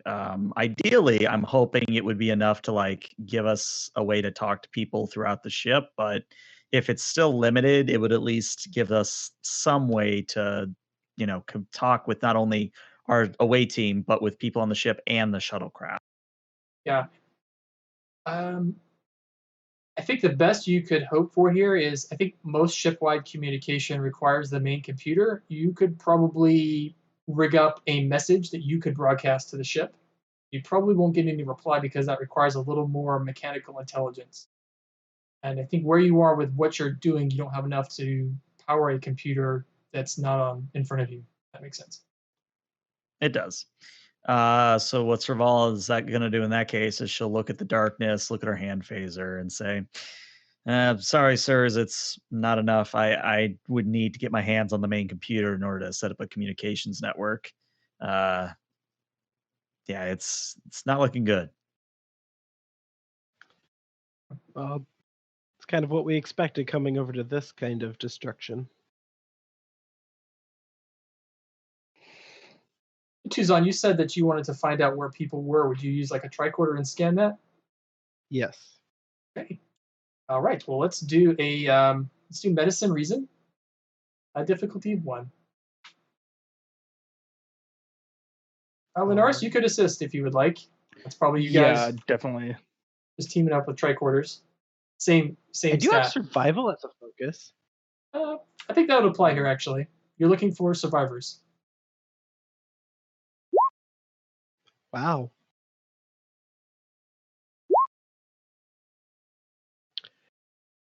Do we want to buy off the complication with that momentum or see what happens? I kind of want to see what happens. Because I think the only way we can really buy off that complication is threat. No, we just got 2 momentum. Oh. This is difficulty 1. Part of me wants to buy it off, but also part of me wants to see where it goes. I want to see where it goes. Yeah. I'm going to take the threat because honestly, I had no plan on what to do here. Yeah. We got 2 momentum then. Excuse me. I did not expect the complication at all. So what you've picked up, Tuzan, is where survivors are, because there's only 100. Linaris, what we said is this is about the size of a Constitution class of the ship. It should have a crew complement of 350, but you guys only detected 100 back on the Hope. And Tuzan, you can kind of confirm that there's only 100 people, and most of those survivors are on the secondary hull, which is you got some life science and engineering, which is actually very close. Engineering's in the secondary hull of an Exeter class. You've got a few life signs on the saucer section that's actually congregated in an area that looks like it might be their equivalent of 10 forward, although not forward because the forward part of the ship is gone, like a lounge in the back part of the ship. And 3 then there's aft. 3 aft, there you go. And there's actually a few life signs on the bridge. Where were the most people at, you said? Most of the people are at 3 aft. I'm going to take that. That's what it's called Okay. now. That's the thing, 3 aft. So I look at the tricorder. All right, we have survivors. It's looking like survivors in engineering, and then a few other localized spots across the secondary hull. About 1, 2, maybe 3 people up on the bridge, and the major cluster of people is in their type area. I'm personally wanting to head to the lounge, but obviously, Doctor, you're the one in charge, so I'll go where you go. Isha's in charge of this mission. Oh, okay. No, We'll just look to technically Isha. Tuzan is the commander, so It becomes a question: do we want to split up into 2 groups of 2 and see if we can congregate everybody into one spot? And this is Isha speaking. Speaking frankly, sir, I think it would be best that we remain as a group. If there's any sudden depressurizations or, shall we say, complications, it's best that we're together rather than apart. Who knows what could collapse or explode at any given moment. And I'd like to think that right as she says that, like somewhere down the corridor, like rocks shoot out of a bulkhead just Mhm. because. Yeah, definitely. You have a point. So do we want to start highest point up in the bridge and try to bring people down? Do we want to have Grecken transport people slowly as we find them? Well, Jim Josh, you said that engineering was close by, yeah? Yeah, you guys are very close to engineering. In that case, Isha's going to say, I believe with the ensign here doing her best, we would be best served in engineering. Because if we can get the power back on, that will restore not only force fields and a means of communication, but we can start. Oh, right, the mines. I was going to mention that if we get power back up, the mines are going to activate. I guess at this point, because we forgot to do it as we made it aboard, Isha's going to tap her comm badge and go, this is Isha to the USS Hope. And the reply is from Commander Lovely. Yes, Lieutenant, what's your report? We've made it onto the Hastings. It appears that they are definitely without power, and we're dealing with quite a catastrophe over here, sir. My question is, have you dealt with the mines yet? Your plan was a very good plan, Lieutenant. We fired one of the spatial torpedoes, and it detonated several mines, and several mines moved to that location. So successful that I'm considering firing one of the spatial torpedoes a little bit closer to the Hastings to see if we can draw more of the mines away. What is your opinion on the integrity of the ship? Well, sir, as another bulkhead further down the corridor explodes into rocks, I think it is being held together like a paper mache boat trying to float on water. We might be able to restore main power momentarily to shore up some form of shielding. I'd have to confer here with the ensign, but if we were to time the activation of the power and the firing of the torpedo, it might be the case that the torpedo hits right as the shields go up, and that would more or less keep what's left of the Hastings intact. Which would also clear a path for you from the mines, because it's most likely the mines would track to that energy source from the explosion. Give you or the Hope a good path. That's a good plan, Lieutenant, but I leave it to you on the ground to tell me if the ship can actually handle that sort of thing. I imagine it would be a bumpy ride. Well, sir, as long as there's no Romulan or Klingons out there breathing down our neck, I think our first move is going to be to head to main engineering, see what we can do. Romulans or Lieutenant, or Romulans or Klingons. Was that a joke, Lieutenant? Yes, sir. I find it best to at least attempt humor in situations like this. And she's just quiet. There's no response. Yeah, if she doesn't say anything, I'm just going to awkwardly tap my communicator and I say, she really does not have a sense of humor, does she? Does not appear there. All right, well, I guess we're going to main engineering. That way. Okay. Onward. All right. So the scene, it's a short montage we see of you guys moving through the corridors of the Hastings, and there's all sorts of bulkheads and debris and stuff down. Don't see any people still. As you go, continue. As you said before, more bulkheads explode and more rocks and funny cables that don't make any sense are everywhere.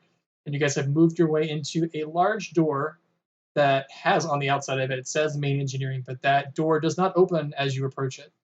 We're going to reuse the scene and pretend that this is the door to main engineering. All right, well, if I understand comm badges properly, we should be able to do this. And Isha taps her comm badge. This is Isha to anyone who might be in the Hastings main engineering room. Anyone there? You do not get a reply. Tricorders? Scanning. I will say I'll give you guys some information for free. I don't make you do a roll. The difficulty here would be 0 unless there's something specific you're looking for. Some of the things you notice here is the corridor you're in is completely depressurized. So it's a good thing you have a suit because otherwise, bad things. And it looks like main engineering is partially depressurized and it is losing pressure steadily.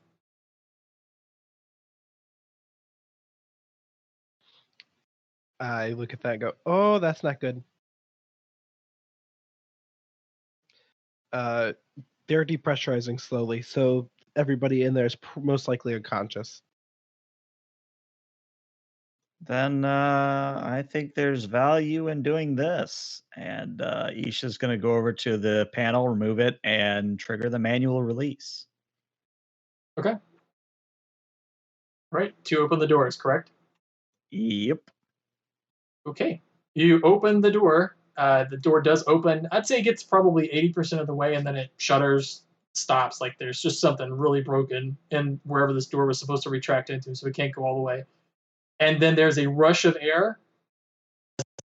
Main engineering is completely evacuated. So now the corridor you're in and main engineering are completely without oxygen. I guess the important question is, no bodies flew out at us, yes? No bodies, but the pressure was probably so low that it's not going to suck them out here. And in fact, from your view, you can see 3 people in main engineering. Well, that was totally in character. Like out of character, I was like, yeah, we really shouldn't open this door. But in character, Isha's more focused on, being headstrong and getting things done. So trust me, I know it was not the smart decision, but playing the character. So Isha sort of winces at seeing the bodies and says, Serval, what can you do? Can you do anything with the EVA suits? Give them something? And Serval sort of scratches her head and says, I could maybe do a trick that we did with the shuttle and sort of do that with the EVA suits, but it would be stationary. Whoever does it will be stuck here, kind of a thing. And then I think Isha and Serval both look to Tuzan for permission at this point. You guys try. We can also see if Grekin can transport him, but we got to move quick. Tuzan, you and Linares, you guys would both know this, and probably Isha too from training, that being decompressed like this, those people, if they are still alive, will not be alive for very long. And we're talking less than a minute. Great. So Tuzan and I'm assuming Linares will run and see prolong that. Yep. I think transporting is the best option out of character. Mm-hmm. Yeah, I am in agreement. Okay, I'm going to set this scene up. I'm assuming you guys are going in main, not just standing there at the doorway. Yeah. No, Absolutely. we're going. Okay. So as with much of the rest of the ship, it's a pretty small main engineering. It looks like the warp core of this ship is fairly new, although an Exeter class is not an old class of ship. They've only probably been around for 5 or so years. But immediately in front of you, you see a Denobulan female. She's collapsed over one of the chairs over one of the main displays. There's also 2 other people inside of this room who are in various parts of engineering, like maybe one is over here the console, and one is sort of on the floor here in front of the warp core. Important questions. Are they wearing their comm badges? They are wearing their comm badges, yep. Then Isha, Serval, and hopefully at least one of the others, they're going to go to each of the individuals in turn, tap their comm badges to sort of send out a repeating signal. And then I think Isha would say, Grekin, we are activating comm badges now if you can beam these signals directly to the shuttle. And Grekin replies, oh, okay, yep. Tell me, you want all of them, or... Okay, The ones I've got we have 3. just activated. Okay, Yes. what do you want me to do with them? Are they okay? They're unconscious and likely going to be dead if you don't do it quickly. Oh, okay. Tuzan and Linares, I think you guys would know this. I don't think you need to do a roll for it. You will know that when these people materialize, they're still going to need medical treatment. Yeah. So one of us should go back. I think at least with Linares, he has a couple of talents that'll help us in stabilizing. So I think he'll go back. And that means you can be the point person as we send people back. Yeah.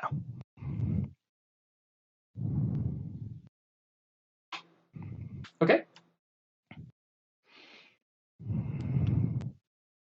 So, You know, Linares, you alternately could be also beamed up with them. I'll offer that up. Yeah. That's the plan. Okay. At least that's how I was thinking it would go in my head. So Okay. Just to be kind of a jerk here, we're going to do a transporter roll. You're not on a transporter pad. You will be going to a transporter pad, so I think the difficulty is a 2. So let's do, for Grecken, an engineering control, and I believe the shuttle assists with, I think it's engineering sensors. The difficulty of 2, I'm going to spin some thread and make it a 3. oof. I don't think Grecken focuses apply here with helm, impulse engines, and flight operations. Yep. Oof. I mean, I believe. He's pulled you guys out of the fire so much this time. I think he can do it. I think Grecken's going to buy a third die.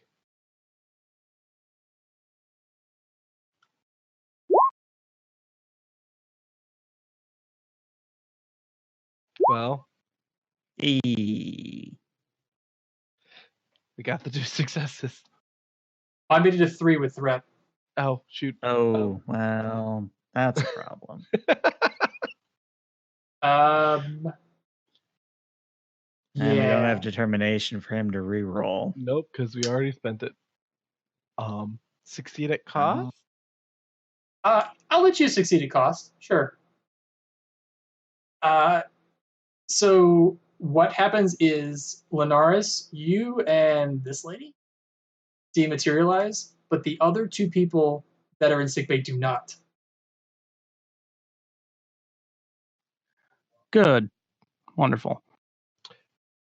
All right, now we got to move quicker to get the EVA suits. And a moment passes and Grecken says, guys, I'm really sorry. I repowered up the work core. We just don't have the juice yet. I mean, I shut down all the systems. I was only able to grab 2 people.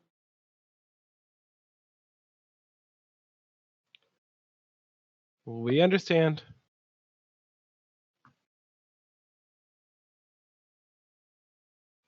But yeah, now we got to go and see if we can save them. If not, the time is not run out, which at this point I'm thinking they have. Yeah. So here's some options. Well, Tuzan, you and Isha are probably the only medically trained people here.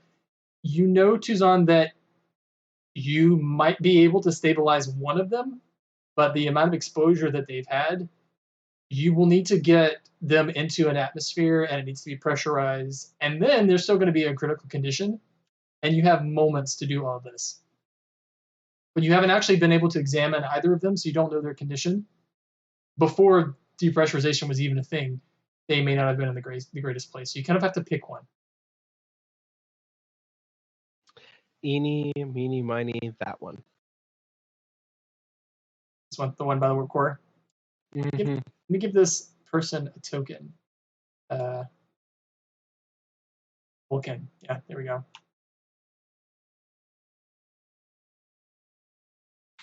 All right. So how are you gonna? You guys said you were gonna find a suit and try to dress him up in a suit. That, or more or less pull what we did with the ship, where we extend the suit's atmosphere around him using a force field. Sir Val, since you guys have 1 momentum, let's do an engineering insight difficulty 1. Would you let me have jury rigging? I would.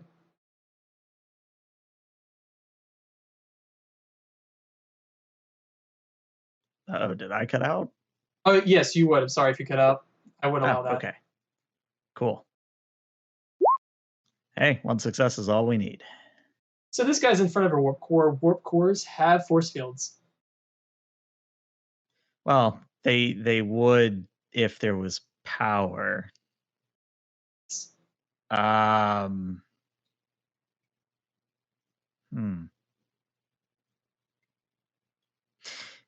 character, she's thinking over. Out of character, what do you guys think of trying to, if there is a force field still around the warp core, basically extending that because it would sort of still be pressurized? Question mark. Yeah, it's worth a shot. I'm in agreement.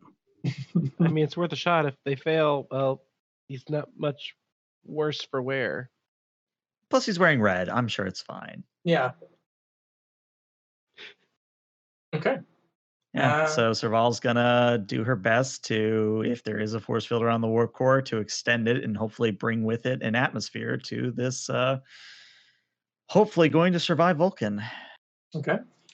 Serval, that's going to be an engineering daring. I believe the difficulty here is going to be a 4. However, one person may assist you also with an engineering daring. Well, that's not going to be Isha because she's got an engineering of 1. So her daring is rather nice. What's your daring? 10. Oh, right. I can't use both at the same time, but Isha can at least give an advantage to Serval, which would lower it to a difficulty 3, so it's a little bit more possible. What is Isha going to be doing to give you that advantage? She will, and let me know if this is too cheesy.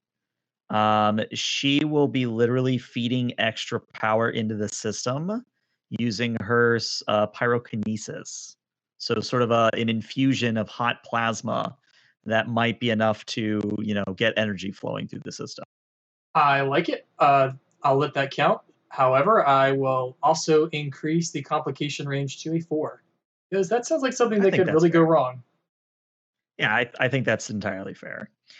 All right, so that's difficulty 3. I think it goes without saying that we spend the 1 momentum we have for that 3rd die. Agreed. All right. Well, let's roll and see what happens.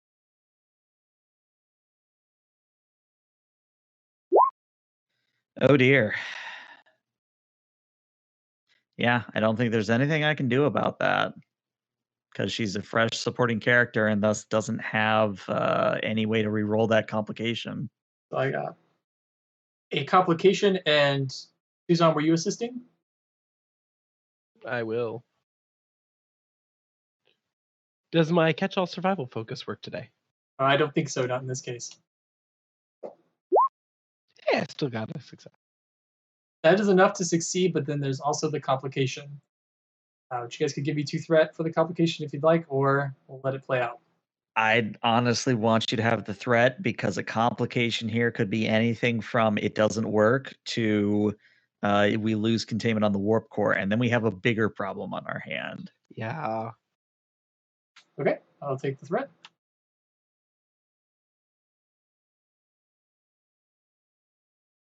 So what you guys are working on happens, the force field activates, and I'll say your suits immediately tell you that ahead of you inside of this little bubble, there is an atmosphere. Bad news is there's maybe a little bit too much atmosphere. There's a higher amount of radiation than is normal because the warp core is leaking a little bit of radiation, but this guy does have, he can breathe. He does require medical assistance though.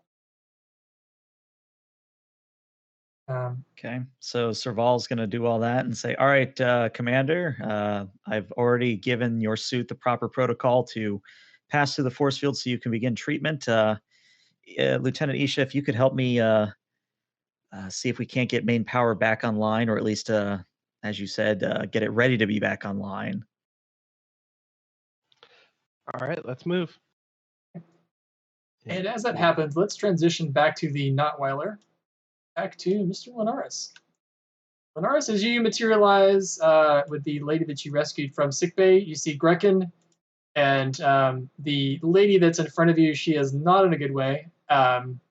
I'd say that you can look at her skin and tell like blood vessels have exploded. She's undergoing lots of trauma.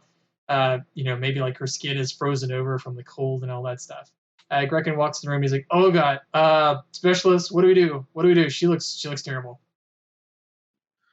Well, I guess the first thing we have to do is to try and warm her up and at least get her stabilized. Just get me, and he'll list off a couple of different hypo sprays. Oh, And we have to get started on her now. okay. And Grekin grabs him. He's like, where are the hypo sprays? Because this is in like a transporter room, I'm assuming. He transported you to probably like the infirmary part of the ship. He'll just like point at just probably at a couple different hypo sprays that are just sitting on a table in the infirmary. Yeah. The Nachtweiler is also like the Weiler. It's an ambulatory shuttle. So the facility, the part of the ship that you're in is probably designed for medical treatment. So it's not that he couldn't find the hypo spray. It's just there's probably so many hypo sprays. He's like, what? Which one? It's probably medical equipment like all across the whole room. The ones that have the blue and red stripes on them. Okay, yeah, blue and red stripes. And he just starts grabbing hypo sprays. Some have what you're asking for and some don't. And he just kind of walks up to you, his arms full of hypo sprays. All right, Doc, what are these, right? Yeah, they'll do. And he'll grab like a couple of the ones that he described and get to work. Okay, so the first step on this lady is we need to stabilize her. She's in critical condition. And then from there, you can go on treating her to try to, make her better. Moment. This is the first step. It's a daring medicine. This is to try to make it so that you can actually start treating her, to try to bring her to a point to where she can start receiving treatment, or you can start analyzing her to see what's going on with her. It's going to be daring medicine. The difficulty is going to be 2. Okay. The complication range is also a 2. Okay. I will say that Grekin can assist with also a daring medicine, but if he assists, I'm going to increase the complication range from. I think I'll increase the complication range to a 4. Yeah, I'm not going to have him assist. Okay, he's trying on your own. He also has a medicine of 1, so he's helping. Yeah. He doesn't know what to do here at all. Yeah. Anesthetics as a focus here? At this point, yeah, I think you can make it work. Okay. Just looking at a couple talents here. Okay. And yep. And I will pop my determination here. Okay. Using the value, everyone deserves a chance to live. That makes sense. Since she's dying, sure. Yeah. And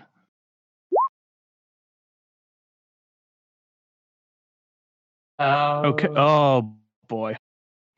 How about this? If I keep the complication, oh yeah. Sorry, that's not enough. Well, you have 4 successes in the complication. 4 successes. Yeah. Yeah. The complication will just make the next part of the task difficult. So like you've stabilized her, but when you actually go to start treating her, it's going to be more difficult because you kind of had to cut corners to keep her alive. Basically. Right. You've injected her maybe with a drug that's sort of like an equivalent of an adrenaline to get her heart going, but that's going to be a problem if she starts to have organ failure or something because you just put her heart into overdrive. Yeah. I'll actually use my talent of practice makes perfect. So once per scene, whenever this character succeeds at a medicine task relating to the treatment of a patient, reduce the difficulty of the next medicine task relating to that patient by 1. Okay, so we'll say this 2 cancel each other out. Yeah. And then, do we gain any momentum from that? No, I think you end up pretty even. Okay. Cool. So Was it you've managed to treat her to a point to where she's stabilized. The medical systems are no longer screaming at you that she's about to die at any moment. And Grecken's standing back and he says, Doc, is she gonna be okay? What's happening? Well, she's at least stabilized, but she isn't out of the woods yet. And let's see. Let's jump to step 3. Okay.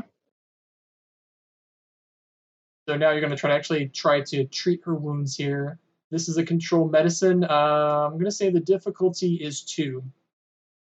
Again, if Grecken assists, the complication range will be a 4. If he does not assist, the complication range is a 3.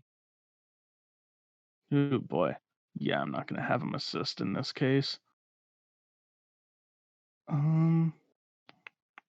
Yeah, I can't really do anything here because we don't have momentum, so this will just be a straight roll.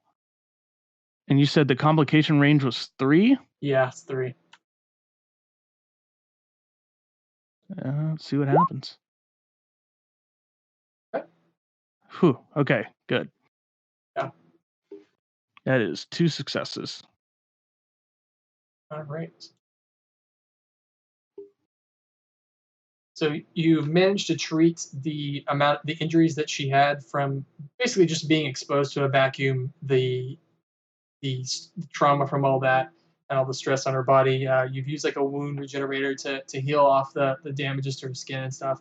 And she's breathing normally, and actually her eyes open. You will need to spend some time, or someone will need to spend some time monitoring her to make sure she doesn't go south from any kind of complications. But she looks up at you. She says, "Oh, my head. Oh, my head. What happened?" Out of character, what did happen to the Hastings? Oh, important detail. Yeah, the Hastings, it looks like, hit some mines and severely damaged the ship. The whole front half of the ship is gone, Gotcha. as is one of the nacelles. Gotcha. Your ship's hit some mines. We're working on rescuing as many of the crew as we can. You just need to stay still. Weren't in the best way when we found you. Oh, this feels like a hangover from my 3rd daughter's birthday. What's your name? Dr. Linares Farrell of the USS Hope.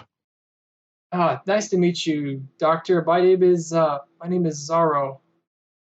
I'm an engineer on the Hastings.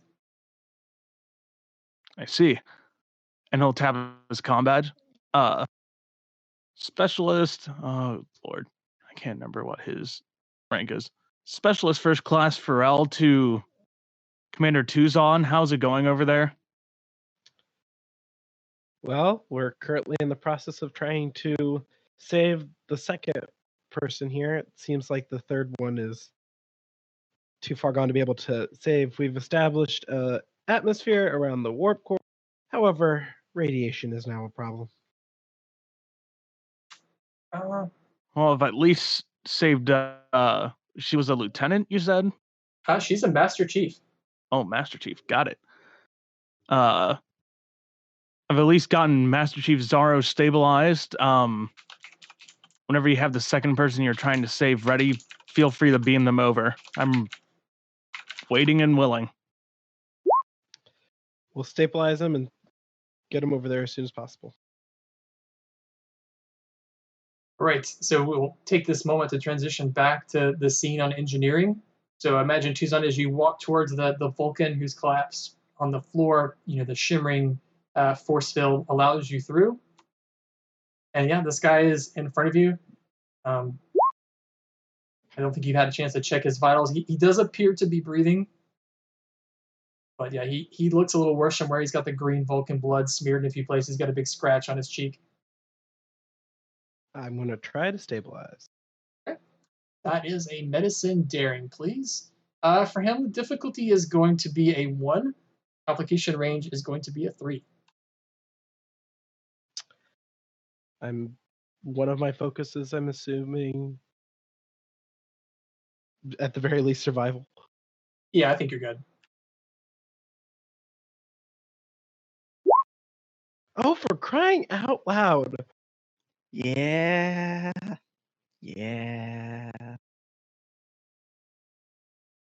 Okay. Well, you did succeed in stabilizing him. Are you going to give me that threat, or do you want to take the complication?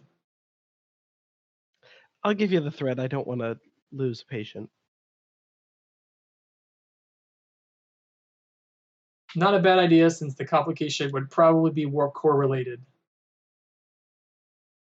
Yeah, I don't want to lose that either.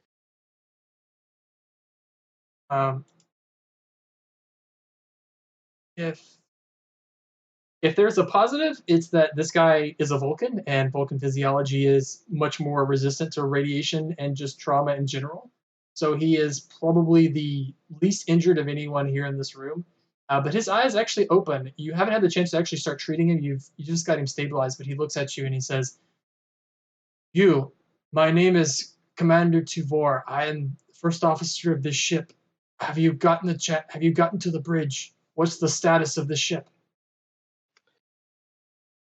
Commander, I am Dr. Tuzan, Chief Medical Officer of the USS Hope. You guys have ran into some mines, and the front half of the ship is gone. We're only reading about 100 life signs at the moment.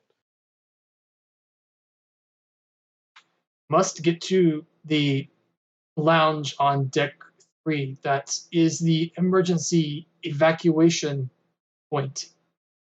Illogical That is where most of the life signs are, Commander. is There are illogical still- to waste time with me. You should see to them immediately.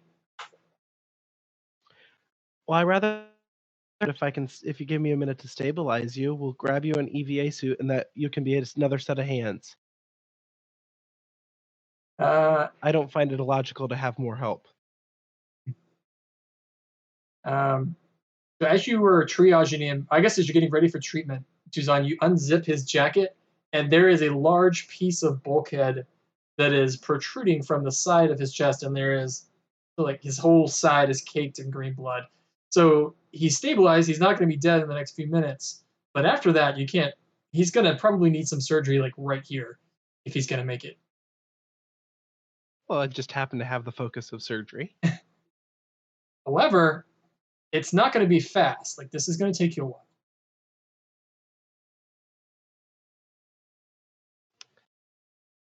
I tap my comm badge.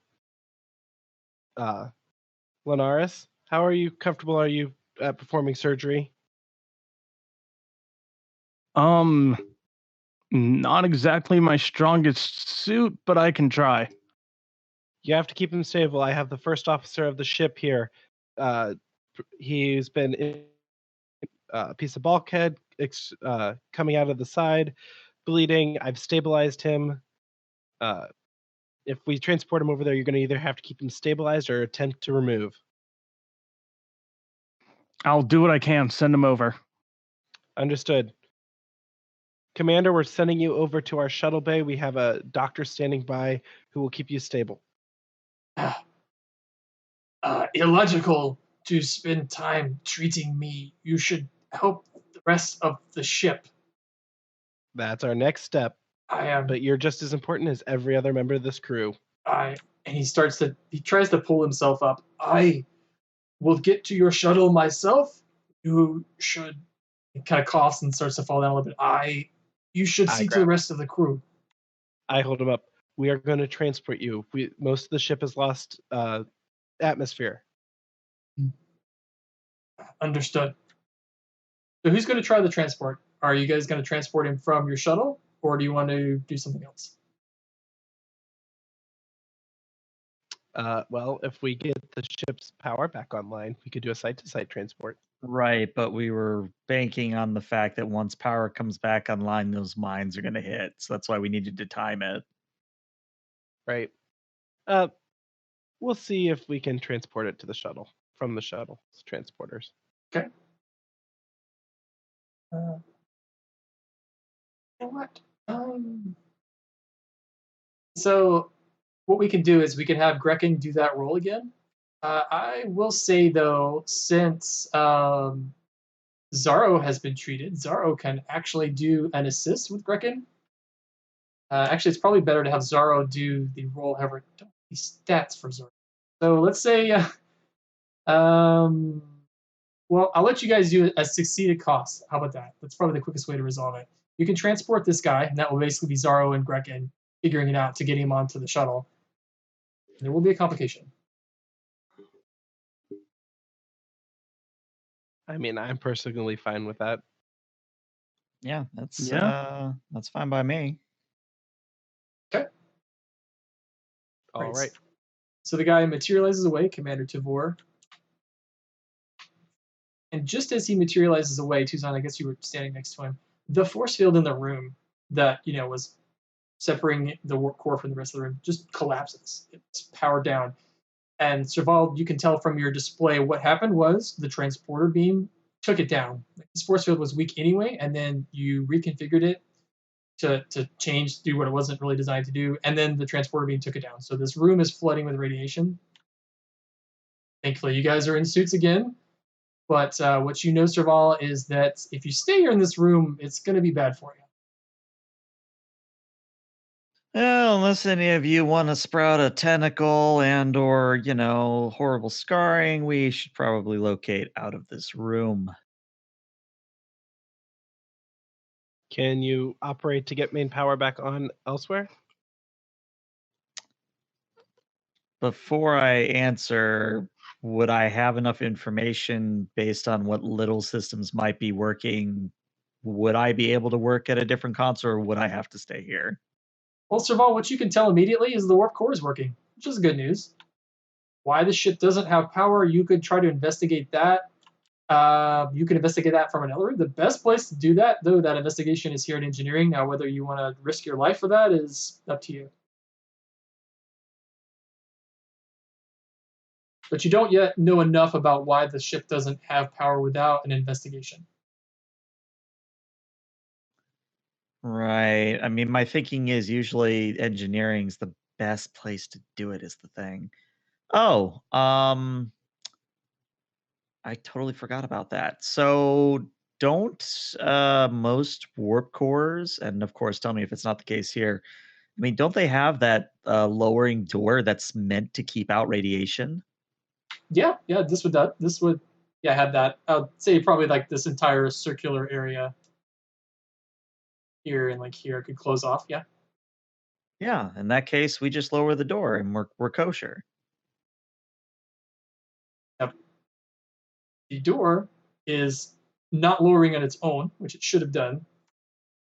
And remember, most of the displays in this room were off. Well, I mean, I think between Isha and Serval working together, we can maybe get that door down. Okay. And then, yeah, if we can't get the door down, we have to leave. But I think it's a risk we got to take. Okay. Let's do an extended task then. That's probably just to get this door to go down, you'll probably just have to go to the manual release and give it power so that it can actually activate, and then that'll drop the door. Fairly simple task, but timing does matter because you're kind of all being nuked by radiation. If it takes too long, bad things will happen. Who all is going to be doing this, and is anyone leaving? Something we have to decide.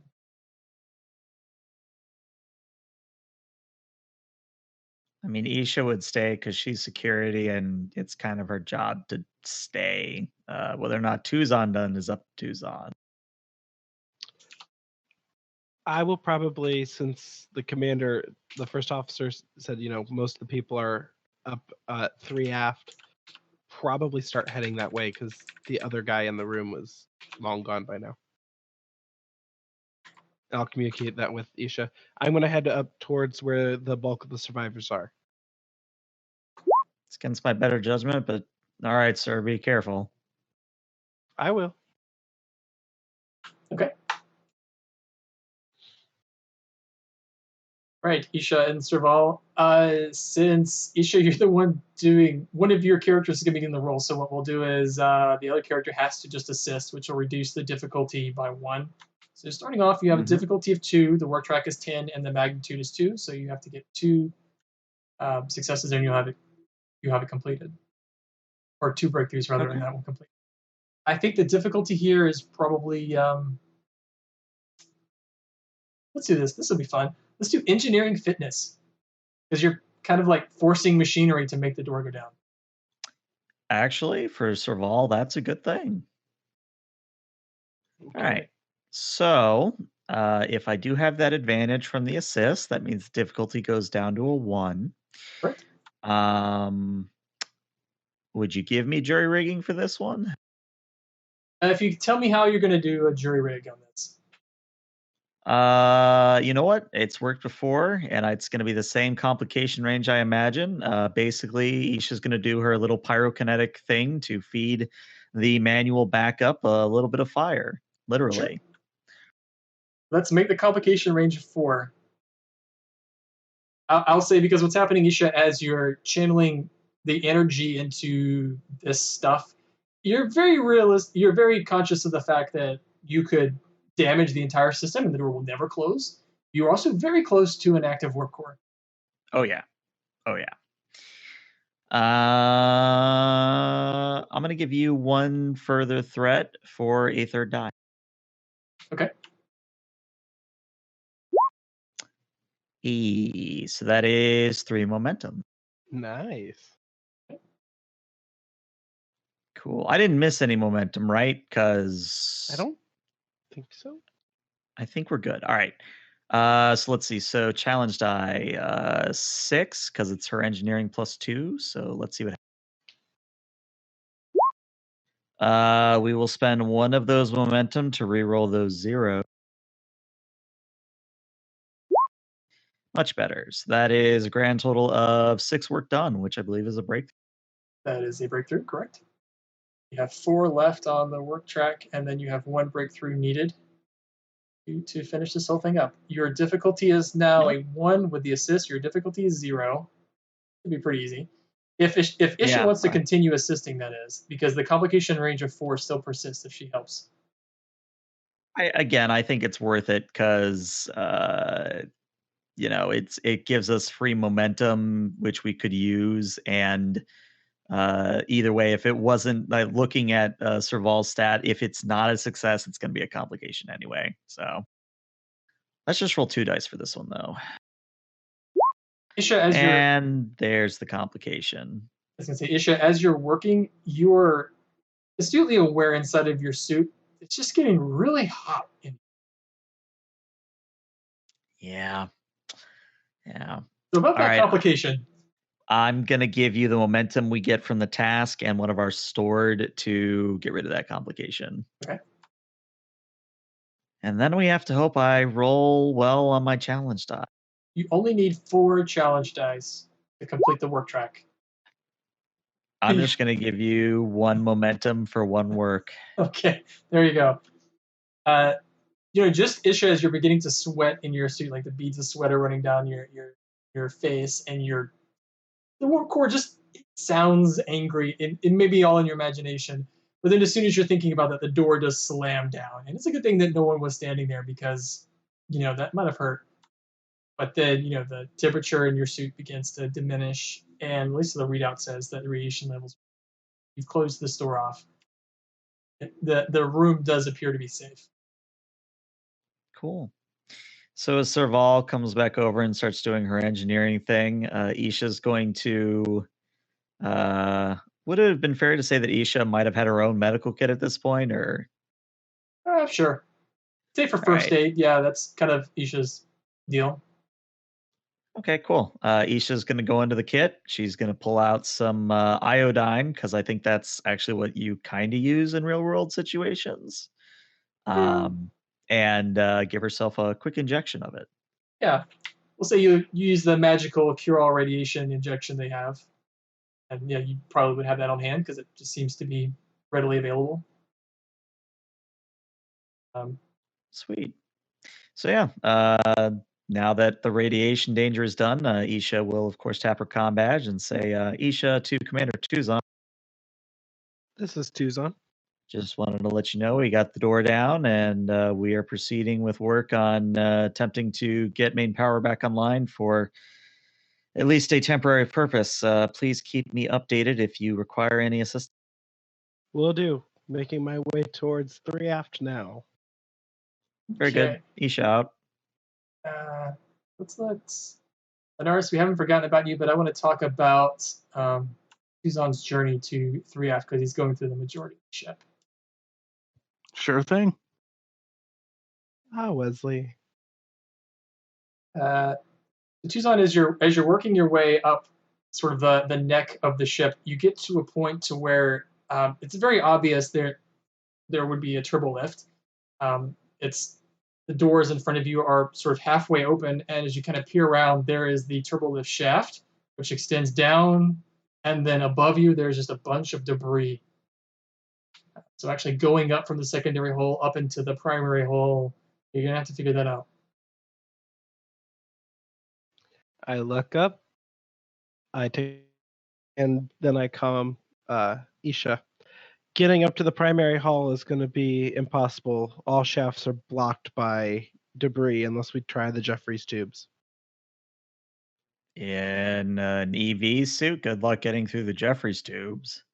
That was my thought exactly. So now we're going to be reliant on the power restore and the Hope coming in with transporters.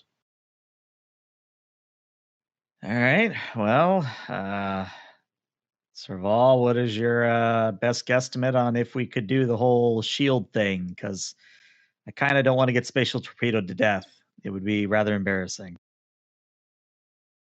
Let's maybe jump back to the not Weiler vessel because take that away. Zaro is sitting here, and Linaris, we'll say you're a Vulcan patient. He's going to make it for now. But Okay. Zaro is overhearing the communication, and she says, "Wait a minute, specialist. I heard the communication, and looking at your sensors, at least from the shuttle, there is access to deck 3. It's going to be a little wild. If you guys could bear with me, but someone could actually walk outside one of the hull breaches, up the side of the ship, and then enter one of the other hull breaches on deck 3. Since you've got a spacesuit, you could go in space." And he will relay that information to the commander. Commander Tuzon. Yes. According to Master Chief Zaro here, you should be able to access Deck 3 if you do a little bit of spacewalking, as she called it. So we're going to go out and around the building. Exactly.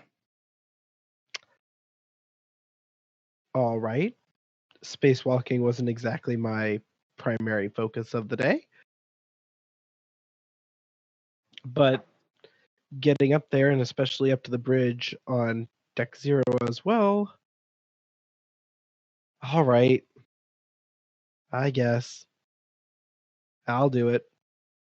Mag boots online. All right. And we move to a scene of Tuzon, the hole in the deck where you were at, by the turbo lift shaft that Zaro mentioned, is actually very easy to find. And as you step out, ahead of you is the blackness of space. And your mag boots, like you test the mag boot on the side of the ship, just outside of the hull breach, and it sticks. And there's that really weird moment as you step out into space, but then you kind of zip around to the side as you're now walking up the side of the secondary hull towards the neck. I think we're going to do an extended task here because this sounds like a thing that would take some time. While he's doing this, if everyone else could tell me what they're doing.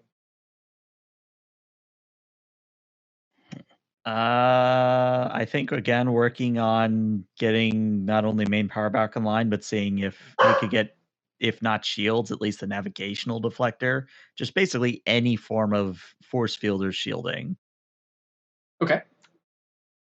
And Linaris, how about you? You said the Vulcan patient was going to at least be okay for now? Is that what you said? He's stable. He does require surgery, though. Good. trying to think here. Because if we took that piece of bulkhead out, a dermal regenerator probably wouldn't necessarily be the best way to get heal that. Correct? I'd say the There's probably sensors. internal damage as well. Yeah, the sensors on the Nottweiler will tell you that the damage to his system is like a dermal regenerator would just heal the skin. But yeah, he has organ damage internally. Yeah, so he will require surgery. Okay. You kind of have two options. You could try to treat him now, or you could just hope that the patchwork job that Tuzan did holds until you can get him back to the hope.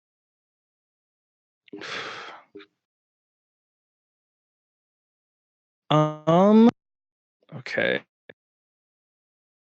He's gonna at least try to do essentially just further stabilize him rather than actually try surgery on him. Okay. Well, let's first start with Tuzan. As you're walking across the hull of the ship, your extended task rather is going to be up in chat, but it's a difficulty 2. It's a work track of 12 and a magnitude of 2.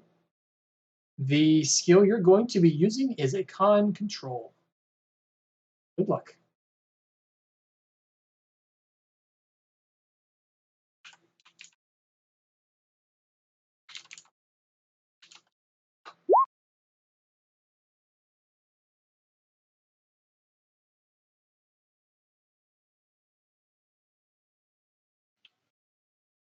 That was mine.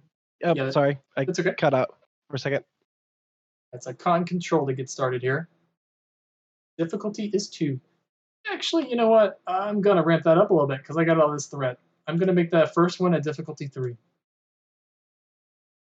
Alrighty. Would the survival focus work? I think I'd allow it. I also have sensory replacement eyes, so if that could come into play somehow. Not so much yet. What this is mostly about is you crawling over the shambles of the hull of this ship. Mm-hmm. Difficulty 2. Complications could be you falling through the ship, losing your magnetic foothold somehow, and spiraling off. There's also some mines potentially around the Hastings, which might be a problem for you. You're not making this easier. I'll give you a threat for a third die. Okay. I really don't want to fail.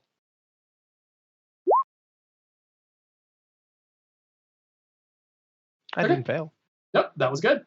If you can roll your con plus 2 dice, so 5 challenge dice for me to see how you go on the work track.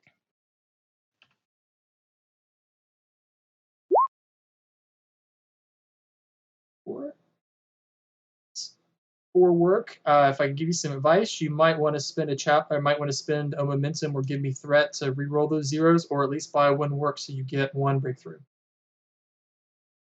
I'll give you the threat to re-roll the 2 die. Okay. Hey, worth it.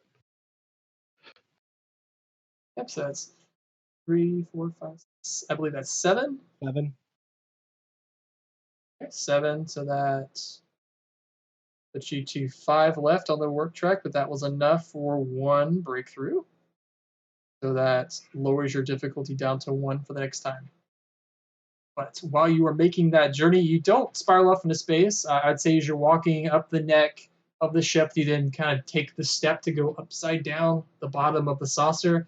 But then, Tuzan, you look to the side, and you see one of those mines probably 2 meters away from you, just hovering the bottom of the saucer. It's not active. It's not, it's not blowing up because you're still here, but you see green lights are active along its surface.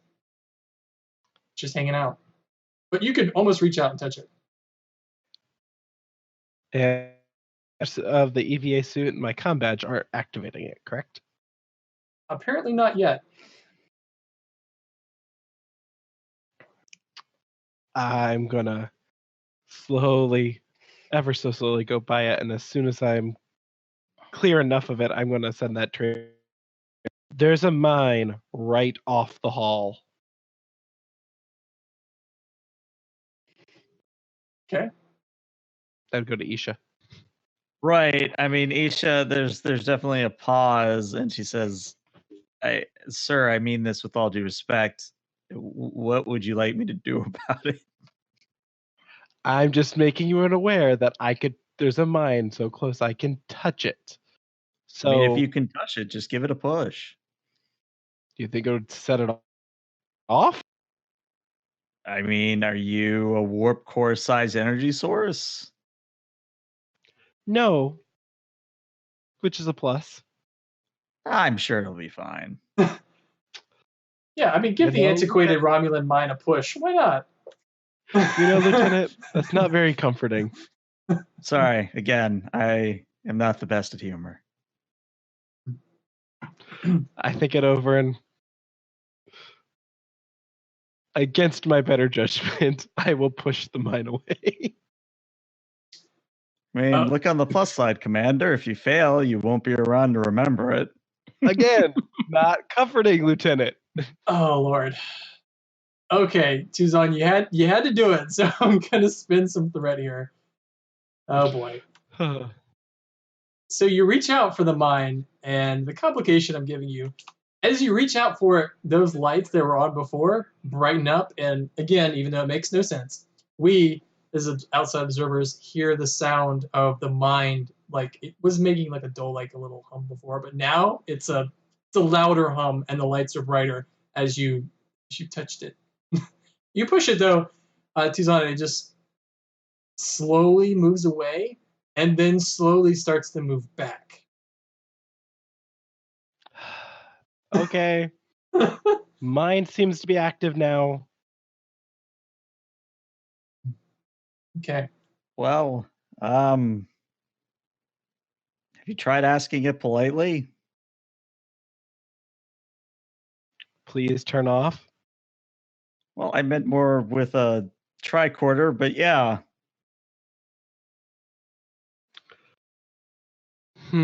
Think we can hack this thing? Well, failing that, sir, just overload your phaser and throw it. It'll go after the phaser.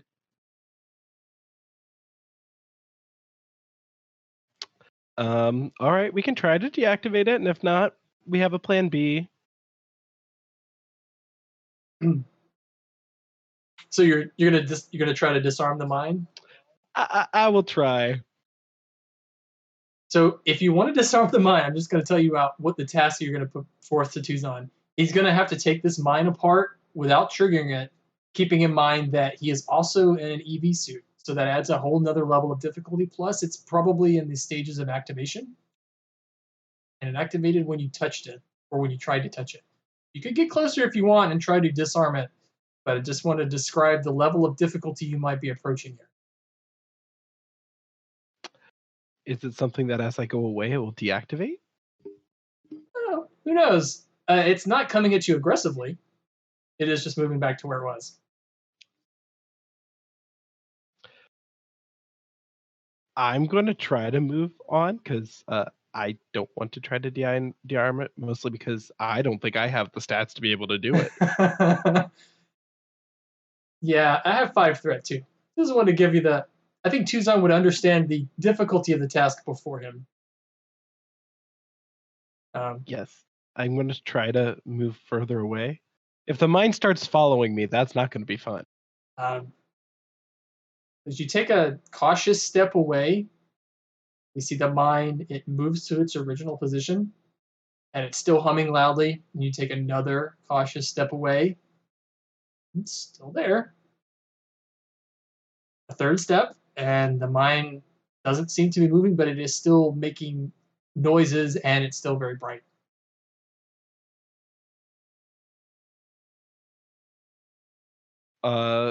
Mine seems to still be active.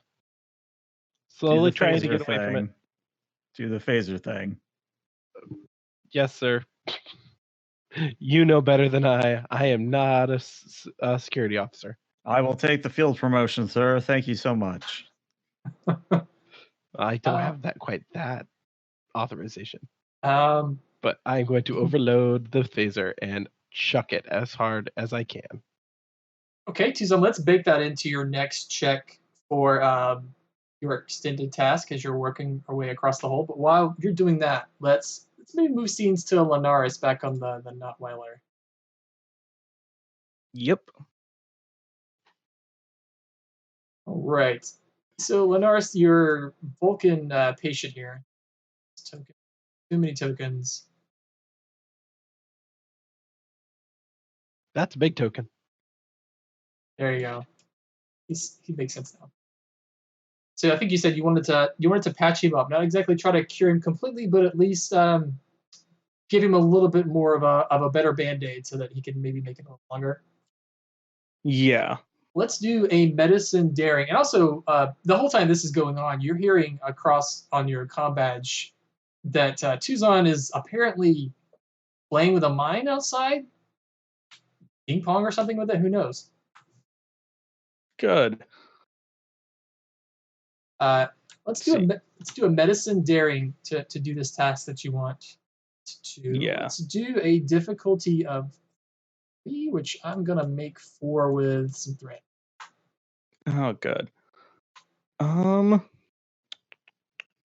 to think here.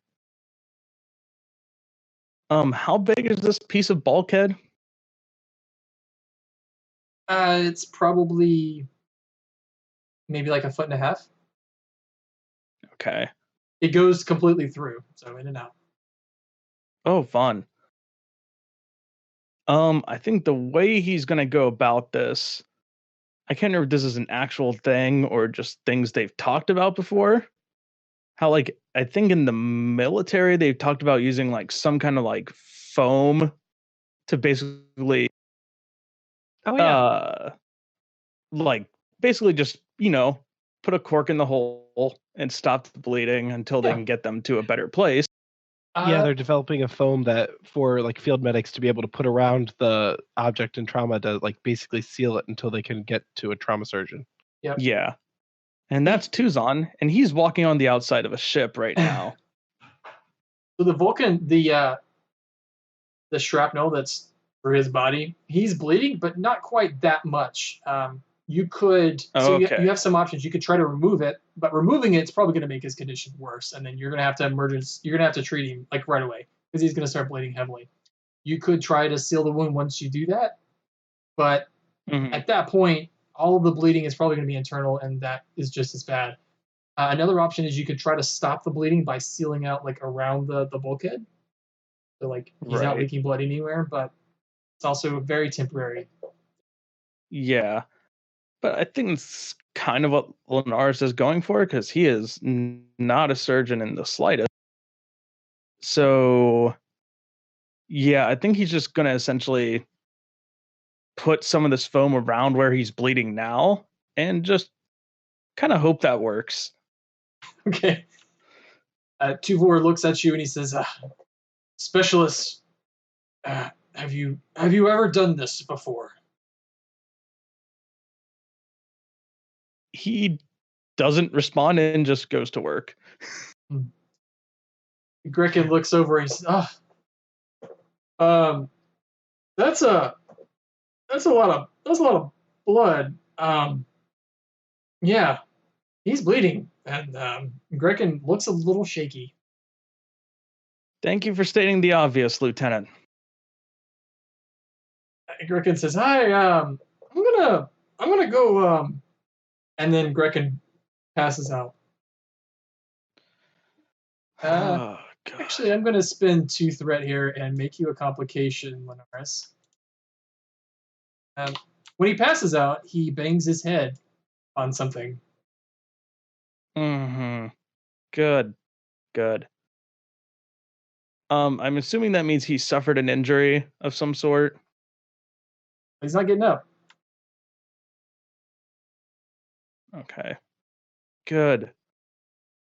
Now I have to make a choice here. This is fun.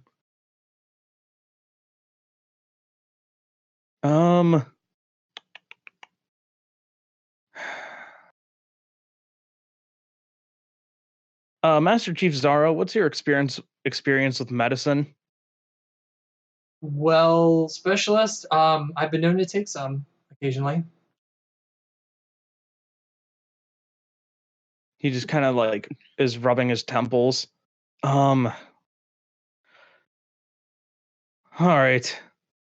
God, who do I save? He's going to start working on the XO. As you start to do that, Tuzor says, Specialist, it is illogical to treat me first. This Grekin is your pilot, correct? Indeed he is. It is logical to treat the most vital crewman at this point, who is also the most treatable. I have a substantial wound, and it is less likely for me to survive than Grekin, who has an injury you could easily cure, who is also more vital to our immediate danger.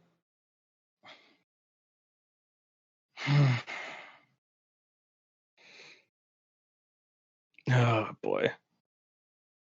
And he just kind of nods, and he's gonna go over to Grekin. Okay. Give me a medicine insight for Grekin, difficulty 1. Just like a quick check.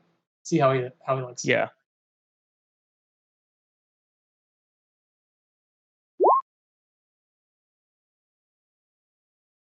It looks like he does maybe have a minor concussion. He has a cut on his head, like because he fell over completely. He didn't like gracefully land. He just fell over completely. He's popped his head a good bit. He's bleeding a little bit, but he does probably at least require a little bit of medical treatment to get him back on his feet. Yeah, I'll go ahead and do that for him. Okay. I will say at this point, you look over at Tuvor, and Grekin was right. He's losing a lot of blood.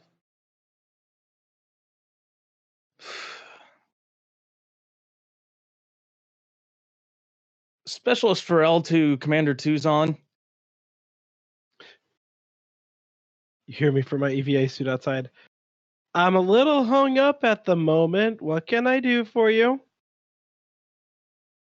Grekin just injured himself. Minor concussion, but he is going to need work. Commander Tuvor is losing a lot of blood. Surgery is not necessarily my strong suit. I'm not sure what I'm going to be able to do here. I can try to get them both, but Tuvor's not looking good. I assume you removed the object? I mean, I could try to, but it could just make his condition worse. It will. Where's he losing blood from the most? I'm assuming it's basically like his torso area.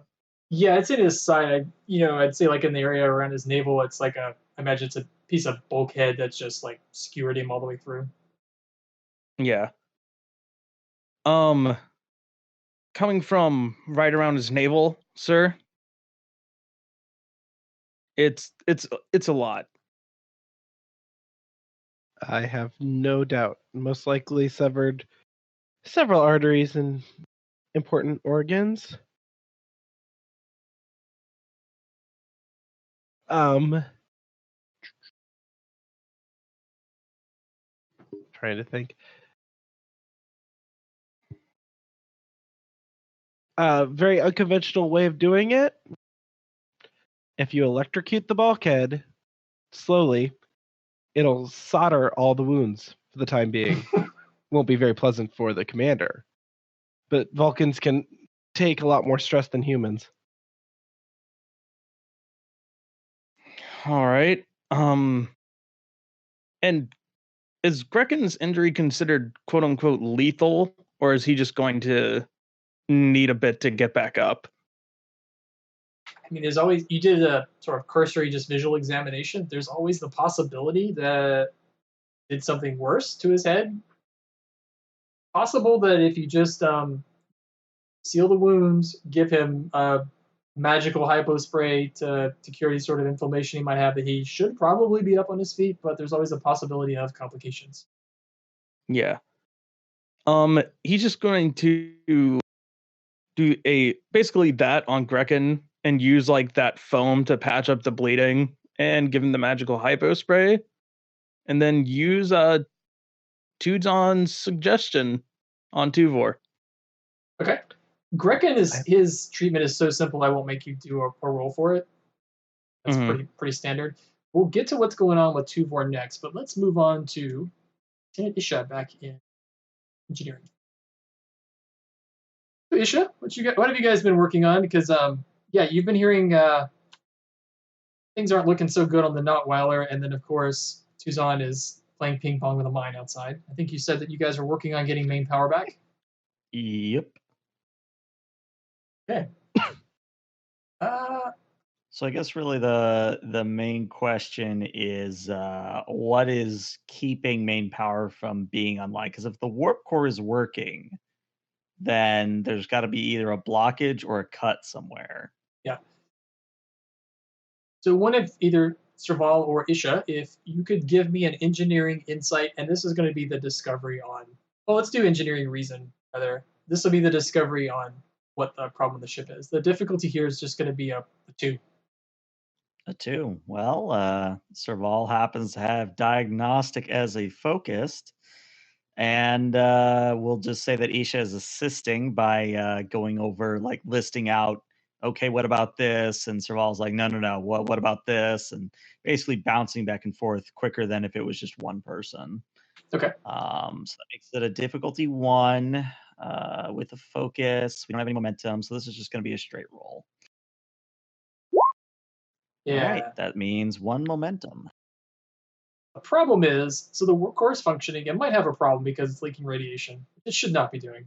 The problem is, with the extensive hull damage the ship has, it's likely most of the VS power conduits in the ship are just fried, or in many cases just not there anymore, so the system has lost a lot of its integrity. What is amazing, I'll give you this one for free, and you can always ask me more questions with momentum, but what's amazing is the impulse power on the ship is still fully functional. Impulse drive in the saucer, even though most of the systems around are blown, is still functional. So Serval communicates this to Isha, and Isha thinks about it for a moment and says, get working on a momentary burst of impulse power. I have an idea. She taps her comm badge. This is Lieutenant Isha to the USS Hope. Please come in, Hope. This is Commander Lovely. What's your status, Lieutenant?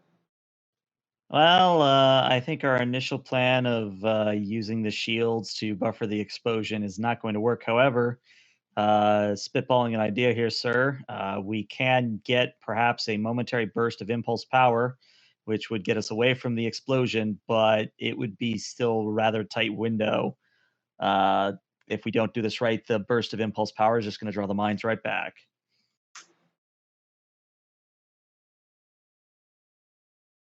Very good, Lieutenant. I'll come up with a plan. We could possibly launch several spatial torpedoes in a line away from you that might draw them away, and then you ride the explosion with the remaining impulse drive on the Hastings. Might be a bumpy ride, though. Yes, sir. It's not going to be pleasant, I can say that much. Also, sir, have you had any luck looking up old Romulan command codes? I know we don't exactly have the best intelligence when it comes to Romulans, but I was hoping that maybe for once Starfleet intelligence has pulled through. Lieutenant, I don't know you very well. Was that also a joke? It was a half joke, sir. I have friends in intelligence, and I like to give them hell for it. Based on the shall we say history or longevity of these mines, it stands to reason that there might be a command code available within Starfleet intelligence records. I will do a search for hidden Romulan command codes on the main computer, if that's what you would like. I don't expect that to give much results. I suggest you work on the first plan, and if the search yields any results, I'll let you know. Of course, sir. I am merely trying to provide as many solutions as possible. Yes. Very good, Lieutenant. Let's work on getting some of those solutions to actually work first. Yes, sir. You shall. And then the Chevalisha says, "Yeah, that's a tough nut to crack right there." And Serval just sort of rolls her eyes and continues working. Okay. So, Isha, I think the next step in your plan you said was to bring the impulse drive up. Not like fully active, but yes, get the impulse ready to go. Okay. While you're working on that, let's jump back to Tuzon as he's taking his pleasure stroll outside. Okay. So, Tuzon, you've walked your way up to the side of the saucer. You're sort of like at the back around the impulse engine, and you can see the lounge, which is also in the back of the third deck. You can actually see the windows, and you can notice some forms moving around. So it's like some people might actually still be alive. And then ahead of you, there's a hole in the hull, maybe in a further part of deck 3, so you can actually walk in. But let's do another check, the last part of your extended task, most likely, to see if anything else exciting happens. Remember, it's a con control. The difficulty now is a 1. Oh, for crying out loud. Very nice. I succeeded. Yes. The complication, would you like me to keep it, or do you want to give me threat for it? I will give you threat because I don't want that mine exploding behind me. Okay. And you make your way up and around through the breach in the hole. And yep. Thank you. So That was enough to complete it. That was the 4 to get end of the work track, which is that's plenty. Breakthrough. I assumed you were going to roll that anyway. That's why I was skipping on. You're right. Thank you. That completes the task. You found your way back into the ship. I'd say there is now before you, you're sort of like in a hallway. It looks like from when you're walking around, you can kind of tell the geography of the ship. It looks like you're in a hallway that's possibly adjacent to this lounge. Problem is the hallway you're in is completely depressurized. I'm going to hit my comm badge. Dr. Tuzon to any Starfleet personnel in the aft. And you get a reply back, and it's hard to tell much about this voice, but you hear a response that says, "Yes, I am here." Are you the only person in there? There are approximately 50 other individuals here with me, many of which are injured.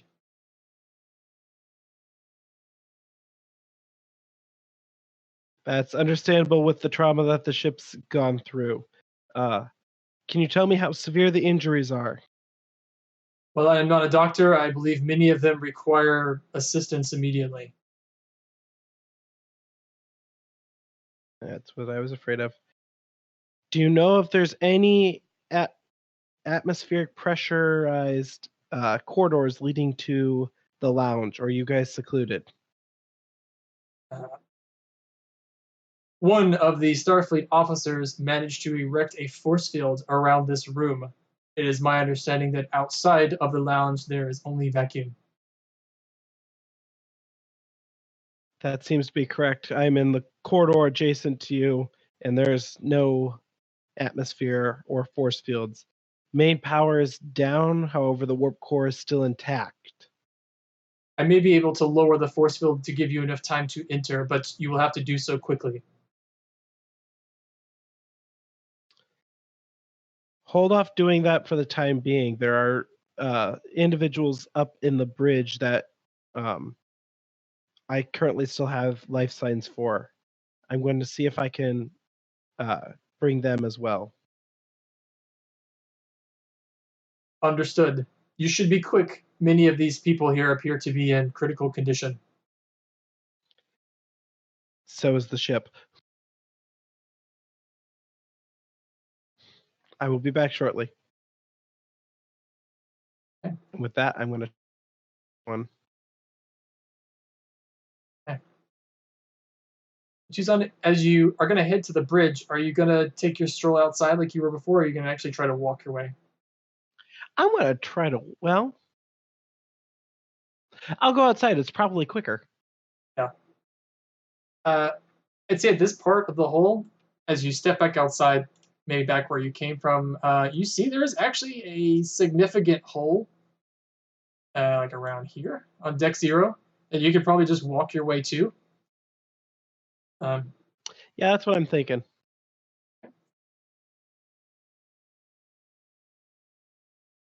As you continue your way, as you walk up the top of the saucer section, we move back to the shuttle and Linares. All right. So as you've treated Grekken, I think I said I won't make you do a roll because that's kind of basic. I think you would know how to do that. Are you going to go back to Vor at this point? Yeah, I'm gonna try the thing that Tuzon suggested to me. Whereas before, Tuvor was awake and was talking to you, probably obviously in pain, but he's a Vulcan. He is no longer conscious. I'm gonna run a quick scan with the tricorder. Is he still at least have vital signs? The tricorder will immediately tell you that he has vital signs. He has lost a lot of blood. He's going to both need a Vulcan blood transfusion and immediate surgery. Good.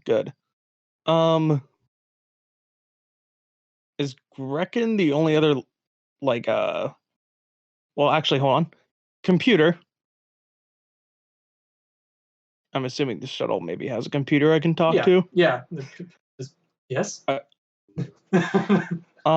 Please list any Vulcan crew members. The computer replies, there are 0 crew members aboard the shuttle.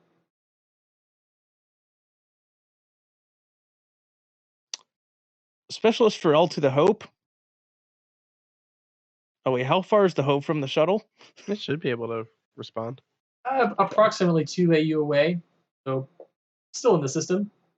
Okay. Moment replies, yes, this is Commander Lovely.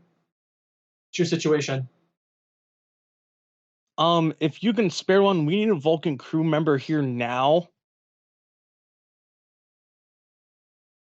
Specialist, are you asking me to endanger the ship to give you a Vulcan on your shuttle? Do you not understand the situation that we're in?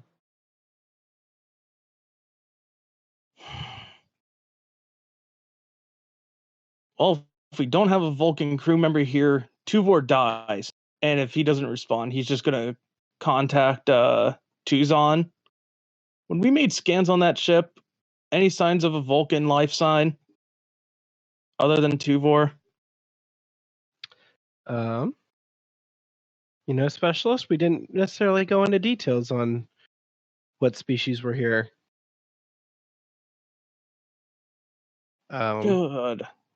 Good. You have the sensor array in the shuttle. You could figure that out. I'm currently walking on the top of the ship.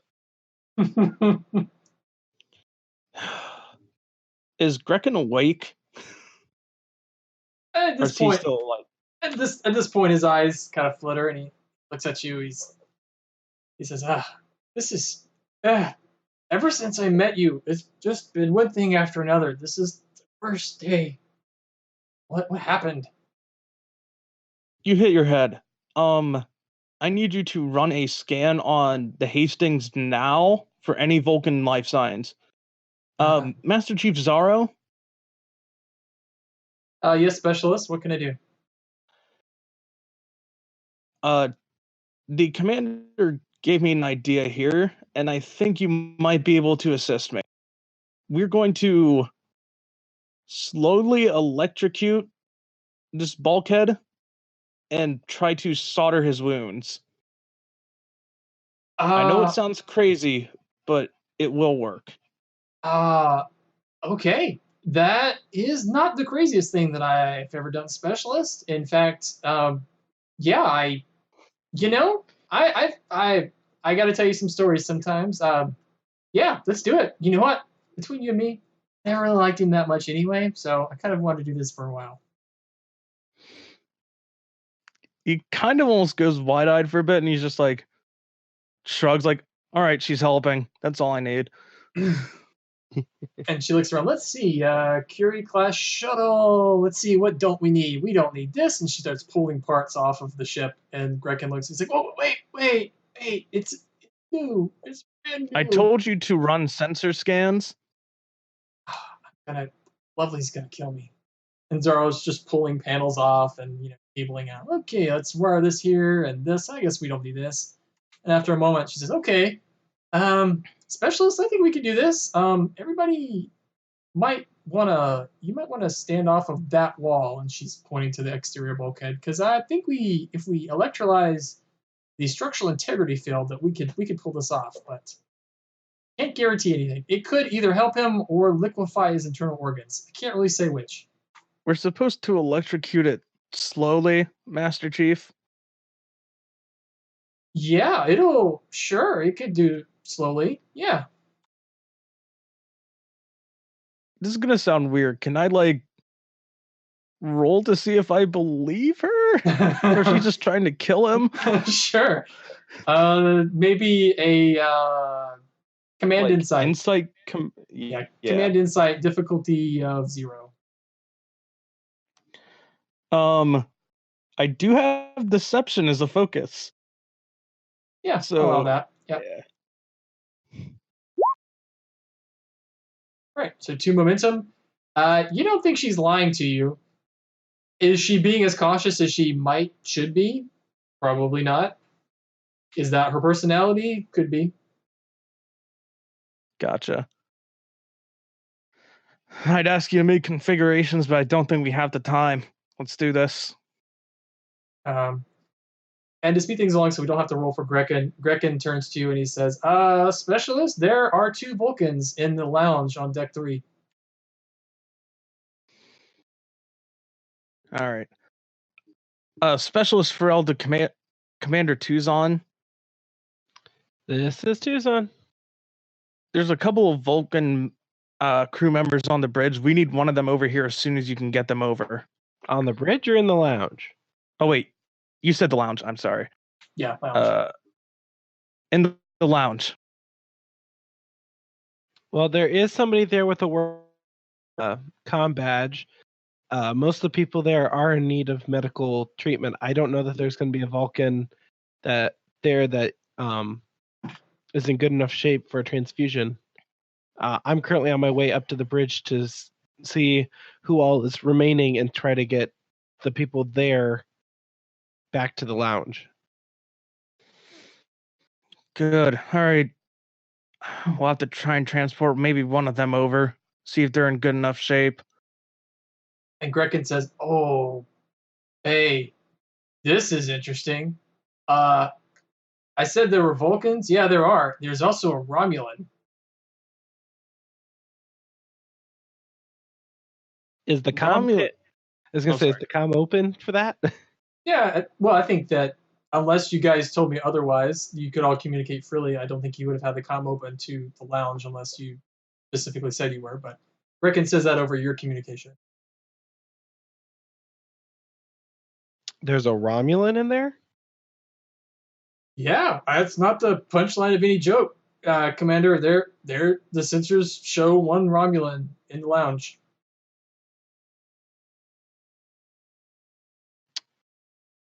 Interesting, considering we're in a Romulan minefield. Yeah, well. And let's go ahead and try this zapping and see if it works. Okay. Let's do. I think I'm going to make you do this, Linares. Let's do a medicine daring. I think this needs to be difficult. I'm going to say this is a difficulty 4. Yeah. Could I possibly have Zaro assist me with daring engineering? I'll give you an advantage with Zaro assisting, but if Zaro assists, I'm going to increase the complication range to a 3. So that would be difficulty 3, complication range 3 with her help. Otherwise, it's a difficulty 4. Yeah, it's not like we have much of a choice here. Yeah, I'll let her help. Okay. And you said complication range of 3. Yeah, 3, and it's medicine daring. Okay. Will we be up to 3 momentum after my insight command task? Because I think that was a difficulty 0. Yeah, okay. yeah, you got 3.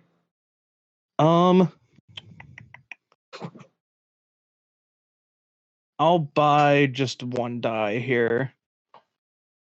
Down to 2. Yep. Okay.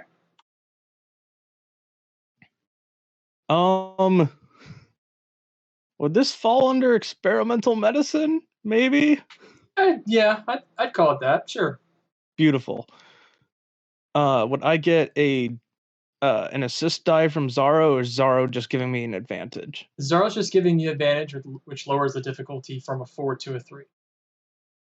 So she's essentially giving you a free success. Gotcha. Okay, yeah. Let's see what happens. Okay. There you go. Beautiful.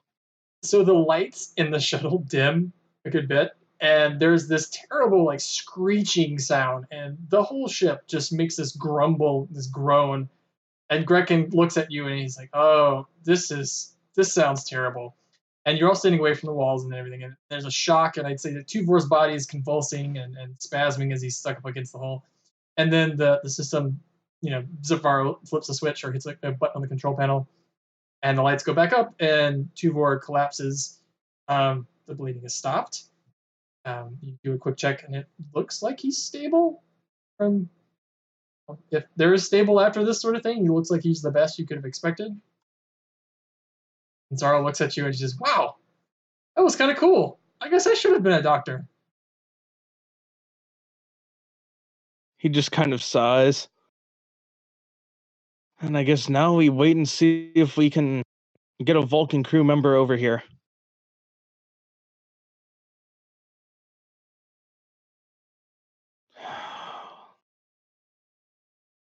Grekin, you might need to try and make another transportation task. All right, Isha. Did you have anything to add when you heard that there was a Romulan? Because you would have heard that. I would simply to say, Commander Tuzon, have you thrown your phaser yet? No. You have a very difficult decision to make, sir. You can either keep it to deal with the Romulan that is among the survivors, or you can keep that mine from killing us all. I trust you will make the correct decision. Well, I'm currently on the top of the ship.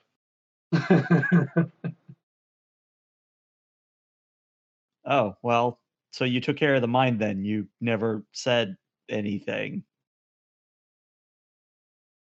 Sure. That's not really a very assuring sure, sir.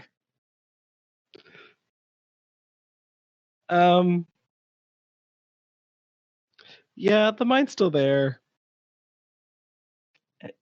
Okay, let me ask you this, sir, and I need you to be very, very upfront with me.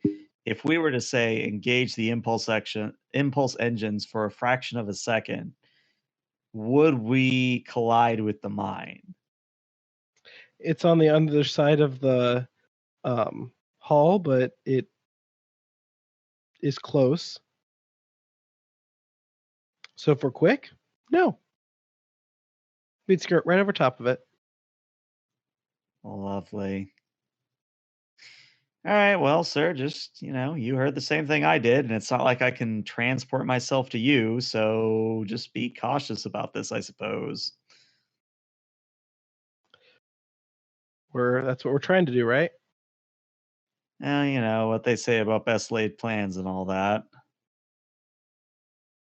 Honestly, the plan's been thrown out the door since we started this entire thing. Yeah. Anyway, keep me apprised, keep an open comm channel, and if I need to... Well, we also have to remember that the Romulan could also be the asylum seekers. True, but they could also be why the mines are here in the first place. Both are possibilities.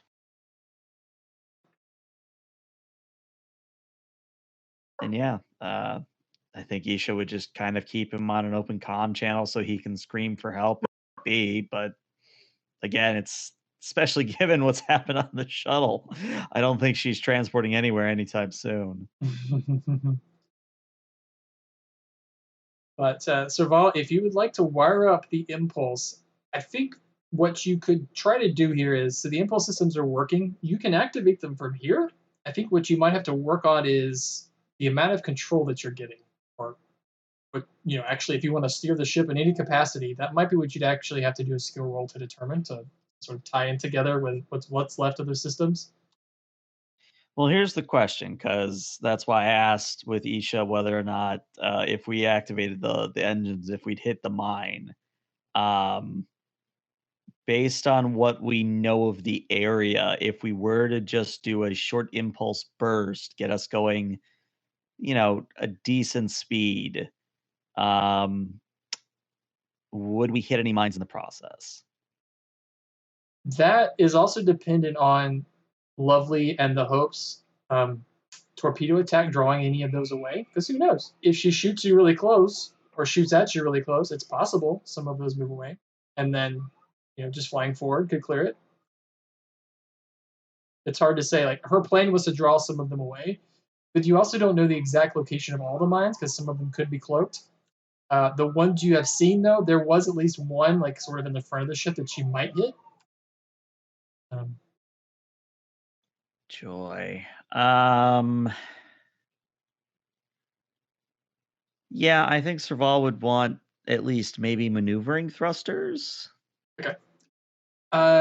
Let's do an engineering daring to see how much control you've got here. Let's do a difficulty of 4.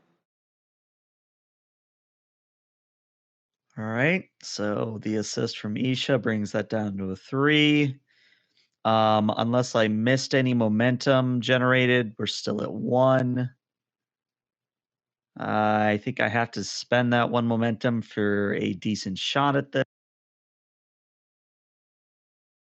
So it's really just going to be dependent on this next roll. What happens? We either live or die. It's all on you. We're looking at the dead, really, because that's only 1 success. Serval, what you've seen is this ship's a mess. You've got impulse. You might have a thruster, but you can't really reliably control the course of the ship. You can activate the impulse, and the ship's going to go where it wants to go. All right, we're just going to have to hope that the hope does its job. Or, we stick Commander Tuzan on a stick and just use him as a mind magnet. Thanks. Just, providing solutions, sir. Well, if I can get into the bridge, which is where I'm heading, I might be able to help from up there. And with that, let's transition to Tuzan. You've made your way to the bridge. Actually, you found yourself a way through Deck 0 and to get access to the bridge. The way you've basically found your way here is by following holes in the ship. All of this area looks decompressed. You have stepped through what looks like an emergency force field onto the bridge. And the bridge in this scene it's the Dutch angle. It's all crooked to let us know that, it's in a bad way. There's only emergency lights. It's very dark. The graph plating is off, so it's a good thing you had your grab boots engaged because you're still stuck to the ground. As you're walking across, there's little bubbles of blood in the air, and you see probably 4 or 5 floating bodies.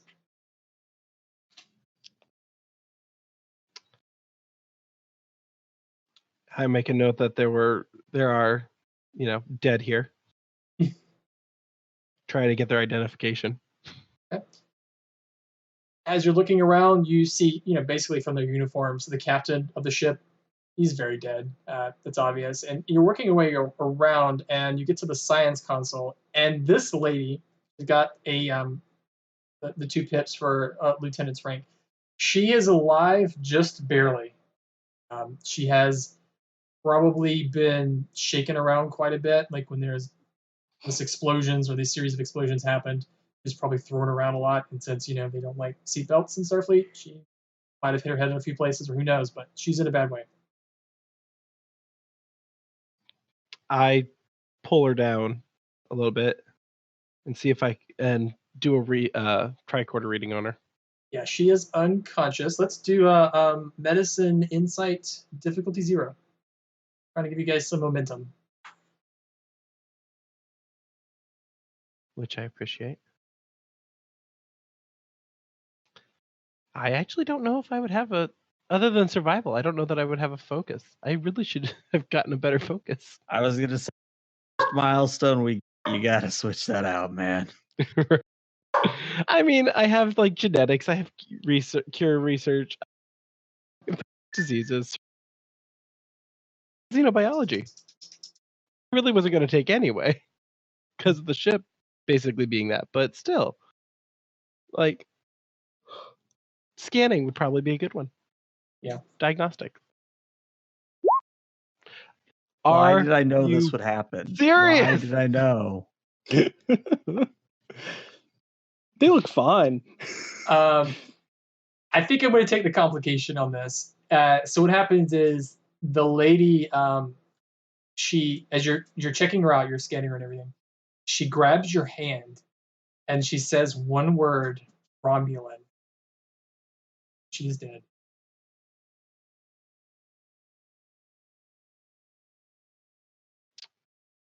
I patch into Isha. I've made it to the bridge. There was one survivor, barely, that is unfortunately succumbed to her injuries. She was able to tell me one thing. Romulan, which means our Romulan life sign is a hostile.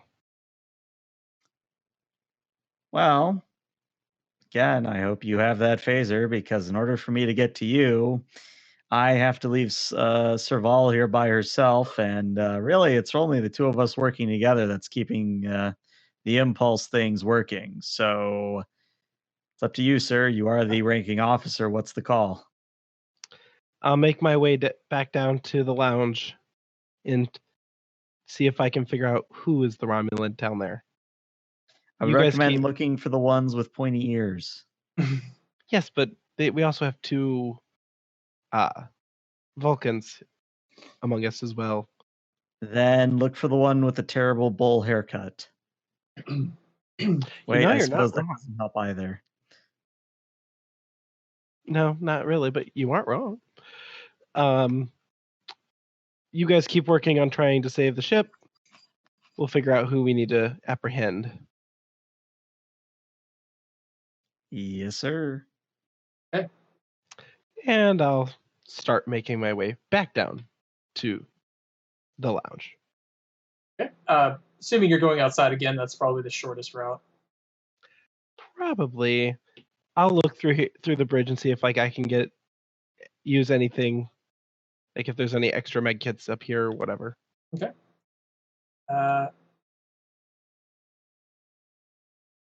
After a short amount of time, you have made your way back to the outside of the lounge. There's like that hallway just outside with a door. I'll hit my comm badge and go, Dr. Tuzon to personnel inside the lounge. Yes, Doctor. We still have people here that need your assistance.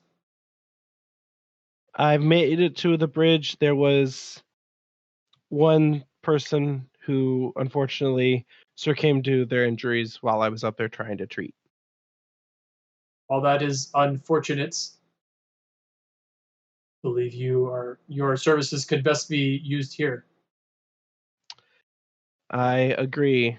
I am ready to come in. Where do you need me to enter? If you stand outside the door, I will lower the force field. You will have moments to enter before I have to raise it. I will head to the door. Okay. So, Tuzon, I am going to make you do a roll. because I think this does require a little bit of things could go badly here. So do me a con daring roll. The difficulty is going to be a 1, and it's just going to be just to make sure you time it correctly when you get through the door. I have absolutely no focuses for this one. Yeah, I don't think you do.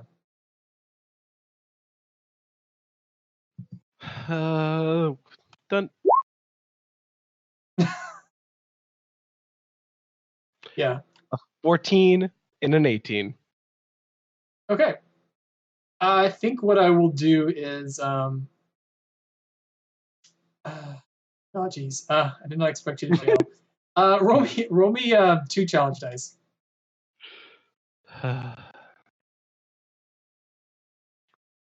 Really, you didn't after the rolls I've been doing? 2 effects. That is how much stress you've just taken getting through here. Because you didn't stand up like far enough away back from the door, and as the force field lowers, like the pressure from the room you're trying to enter into the lounge pushes you back and you hit the wall. You've managed to pull yourself up and get through the door, and just as you do, the force field comes back up. And in the lounge, you see a bunch of people who are laying around. There's only like 2, maybe 1 or 2 people who are conscious, but most everyone in this room looks injured. There's probably 70 people total. There is a Zindi guy here. He looks like he's a little injured, and standing over him is a Romulan. And the Romulan appears to, he's got like a bandage over this guy's, like some sort of wound on his chest. But as you enter, the Romulan, who has the voice of the person you've been speaking to, says, "Doctor, you are needed here." I head over there. I'm still going to keep my EV suit on just because a little bit of resistance at the moment, and go, what are all the injuries?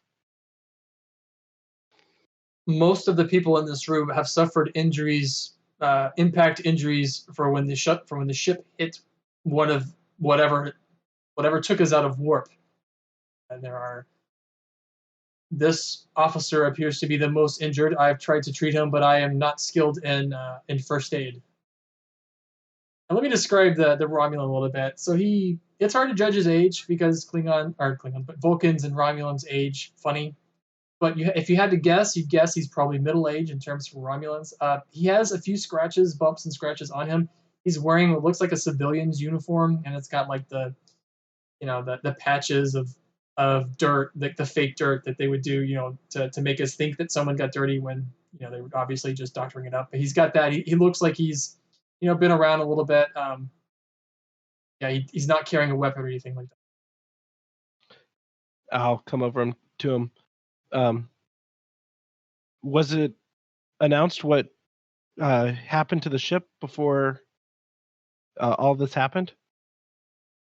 It was not. I was here in the lounge with several of the other officers. The impact happened. There was an alarm to evacuate. Even a warning to escape pods was also issued.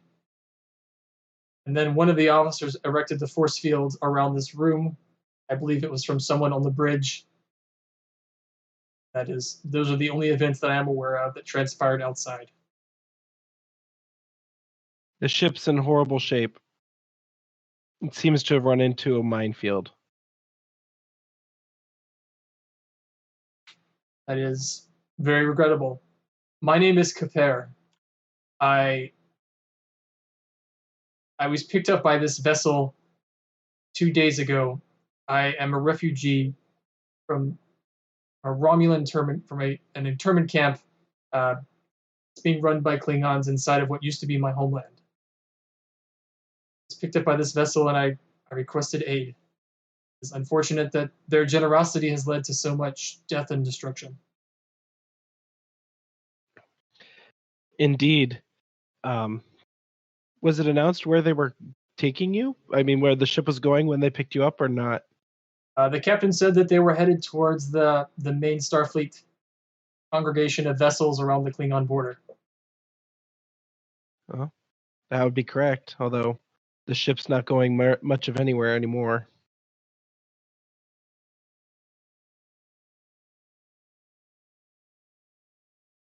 Let's see if what we can do to save some of these people.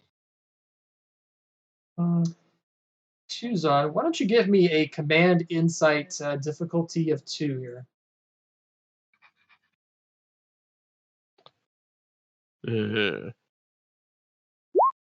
Oh, Hey. all right. Nice. From reading this guy's body language, looks like he's telling the truth. Of course, you don't know him. I don't know if you know much about reading Romulan body language, but usually when someone's lying, they do the thing like they don't look you directly in the eyes, or they look away, or they sometimes give you more details than you've asked for. He's not doing that. Making eye contact, telling you exactly what you want to know. He's not really hesitating.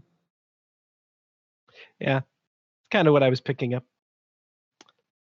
So, cautiously trusting him. Treat some of the people here that only have the minor injuries. And as you are making your way through the room, your comm badge beeps, and it's Commander Lovely from the Hope. And he says, "Away team, give me a situation report. We're ready to get things started on our end to see if we can get the ship out of there." Well, Commander, I am up in their what they call 3 aft, their lounge. It's where most of the survivors are. There's somewhere between 50 and 70 individuals in this room. However, most are unconscious, and I'm starting to do preliminary first aid. Isha is down in the engineering with Serval, and Linares is treating some of the injured that we found in engineering in the shuttle. Are you ready to begin this evacuation? Or are you ready to begin, or for the Hope to fire its spatial torpedoes to see if we can get the vessel out of the minefield? Isha? Make sure you don't hit us, sir. We're going to have to hope that this plan works. Otherwise, we're going to fly right into a mine, and you're going to need a new chief of security and a chief medical officer. I'm not sure, Lieutenant, why we would be firing at you with the intention to hit you. The idea is to rescue the vessel. Perhaps I was not clear in an earlier transmission, sir, which I apologize for. There is at least 1 or 2 mines that are in such close proximity to us that you will need to detonate rather close to the vessel. An intentional miss, as it were. Delightful. That's all she says. She says nothing else. It's a quiet calm at that point.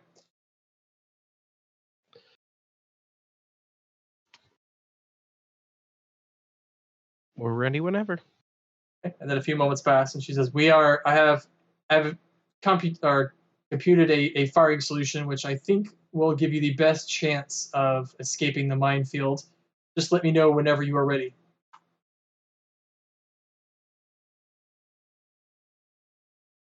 Now. Okay. In the lounge, before we transition to the next scene, Tuzan, you see Kapare, the Romulan who's labeled himself Kapare.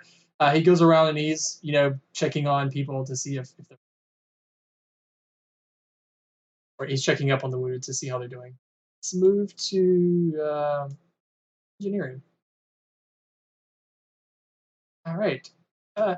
Serval and Isha, basically what you're going to be doing here is, because you failed that last roll, you don't really have much navigational control. You're just going to be hitting the button, and the ship's going to go where it goes.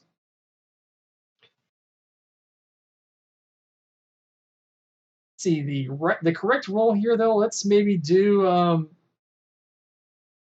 maybe command daring, because I don't really know if there's another attribute that fits. Do command daring, difficulty 2. Okay, and I'm pretty sure I don't have a focus specifically pushing buttons. No, driving broken starships. I don't think any of your focuses, man. All right, well, I don't think I can have Isha assist with pushing the button. So I think what's going to happen is Isha's actually going to push it instead of Serval. It's entirely up to you.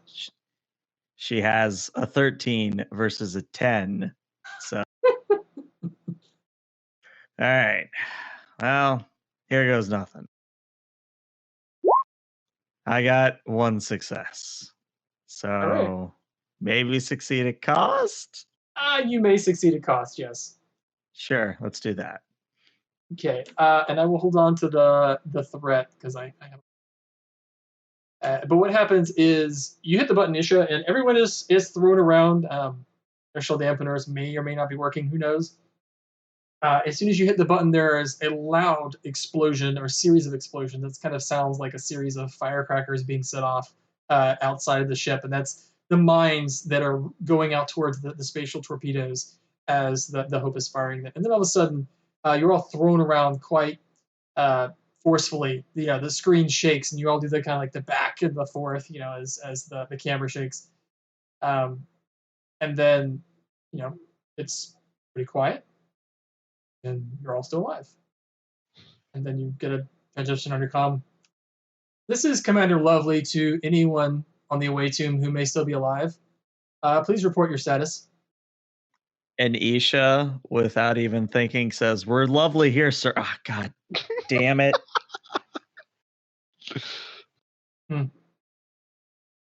Very good, Lieutenant. I see you are no worse for the wear. Apparently your jokes are still intact.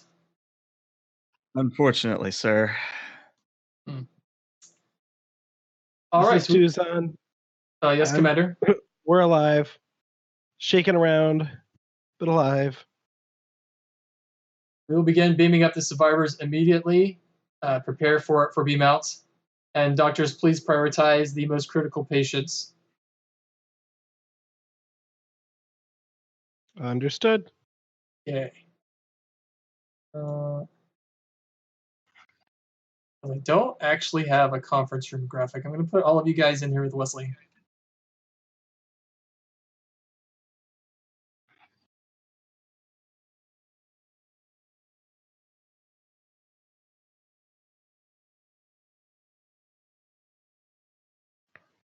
So some time passes. The injured are evacuated from the Hastings, and I think the ship is just scuttled at that point.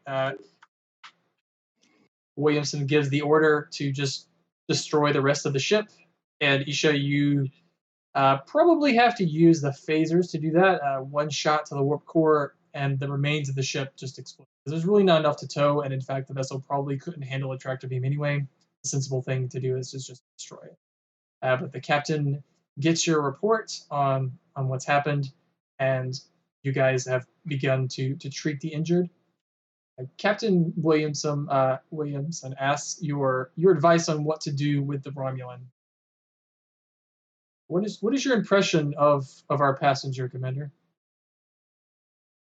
My impression is that exactly as what he said, he's a refugee trying to escape to something better. He did not come across as harmful, malice. I think it was just by happenstance they ran into the Romulan minefield. Those mines dated back several years. And Lovely says, Captain, I recommend that we put the Romulan in the brig until we can be sure of his identity. I turned to Lovely. That's assuming that he's guilty. Remember, the laws are innocent until proven guilty. There's no reason to put him under arrest. Williamson says, I agree with you, Mr. Tuzan. Let's perhaps restrict him to quarters to be prudent. Commander, we will keep an armed guard outside of his room and just make sure he's accompanied throughout the ship. You could see to that, Lieutenant Isha. I think that would be enough. Certainly, sir. Shouldn't be a problem. And let's make our way back to the rest of the fleet and see if the Admiral, when we reach, he probably has many questions for our Romulan passenger, but hopefully that's the last we'll see of that minefield. I think most of the mines were detonated on the very adequate volley that Commander Lovely fired back into space. We witnessed the destruction of most of the mines. That's good to hear, sir. And in our final scene, we transition to Capere. He is in one of the crew quarters of the USS Hope. The lights in his room are darkened, kind of pacing around. He walks away from the door and he holds up his left hand, and with his right hand he reaches to the fingernail on his index finger, and he actually pulls it up. It's on like a hinge, and underneath his nail is a small circular object with the size of a small battery, and he presses it, and when he presses it, a holographic image of a person appears in front of him, and we can't see, it's off camera, we can't see who the person is. And Capere says, "I'm here to give my status report." Figure we cannot see says, "Very well, you missed your check-in." Capere says, "Yes, there were some unforeseen difficulties. However, my mission was successful." And the entity that we cannot see says, "Very well. Move to stage 2.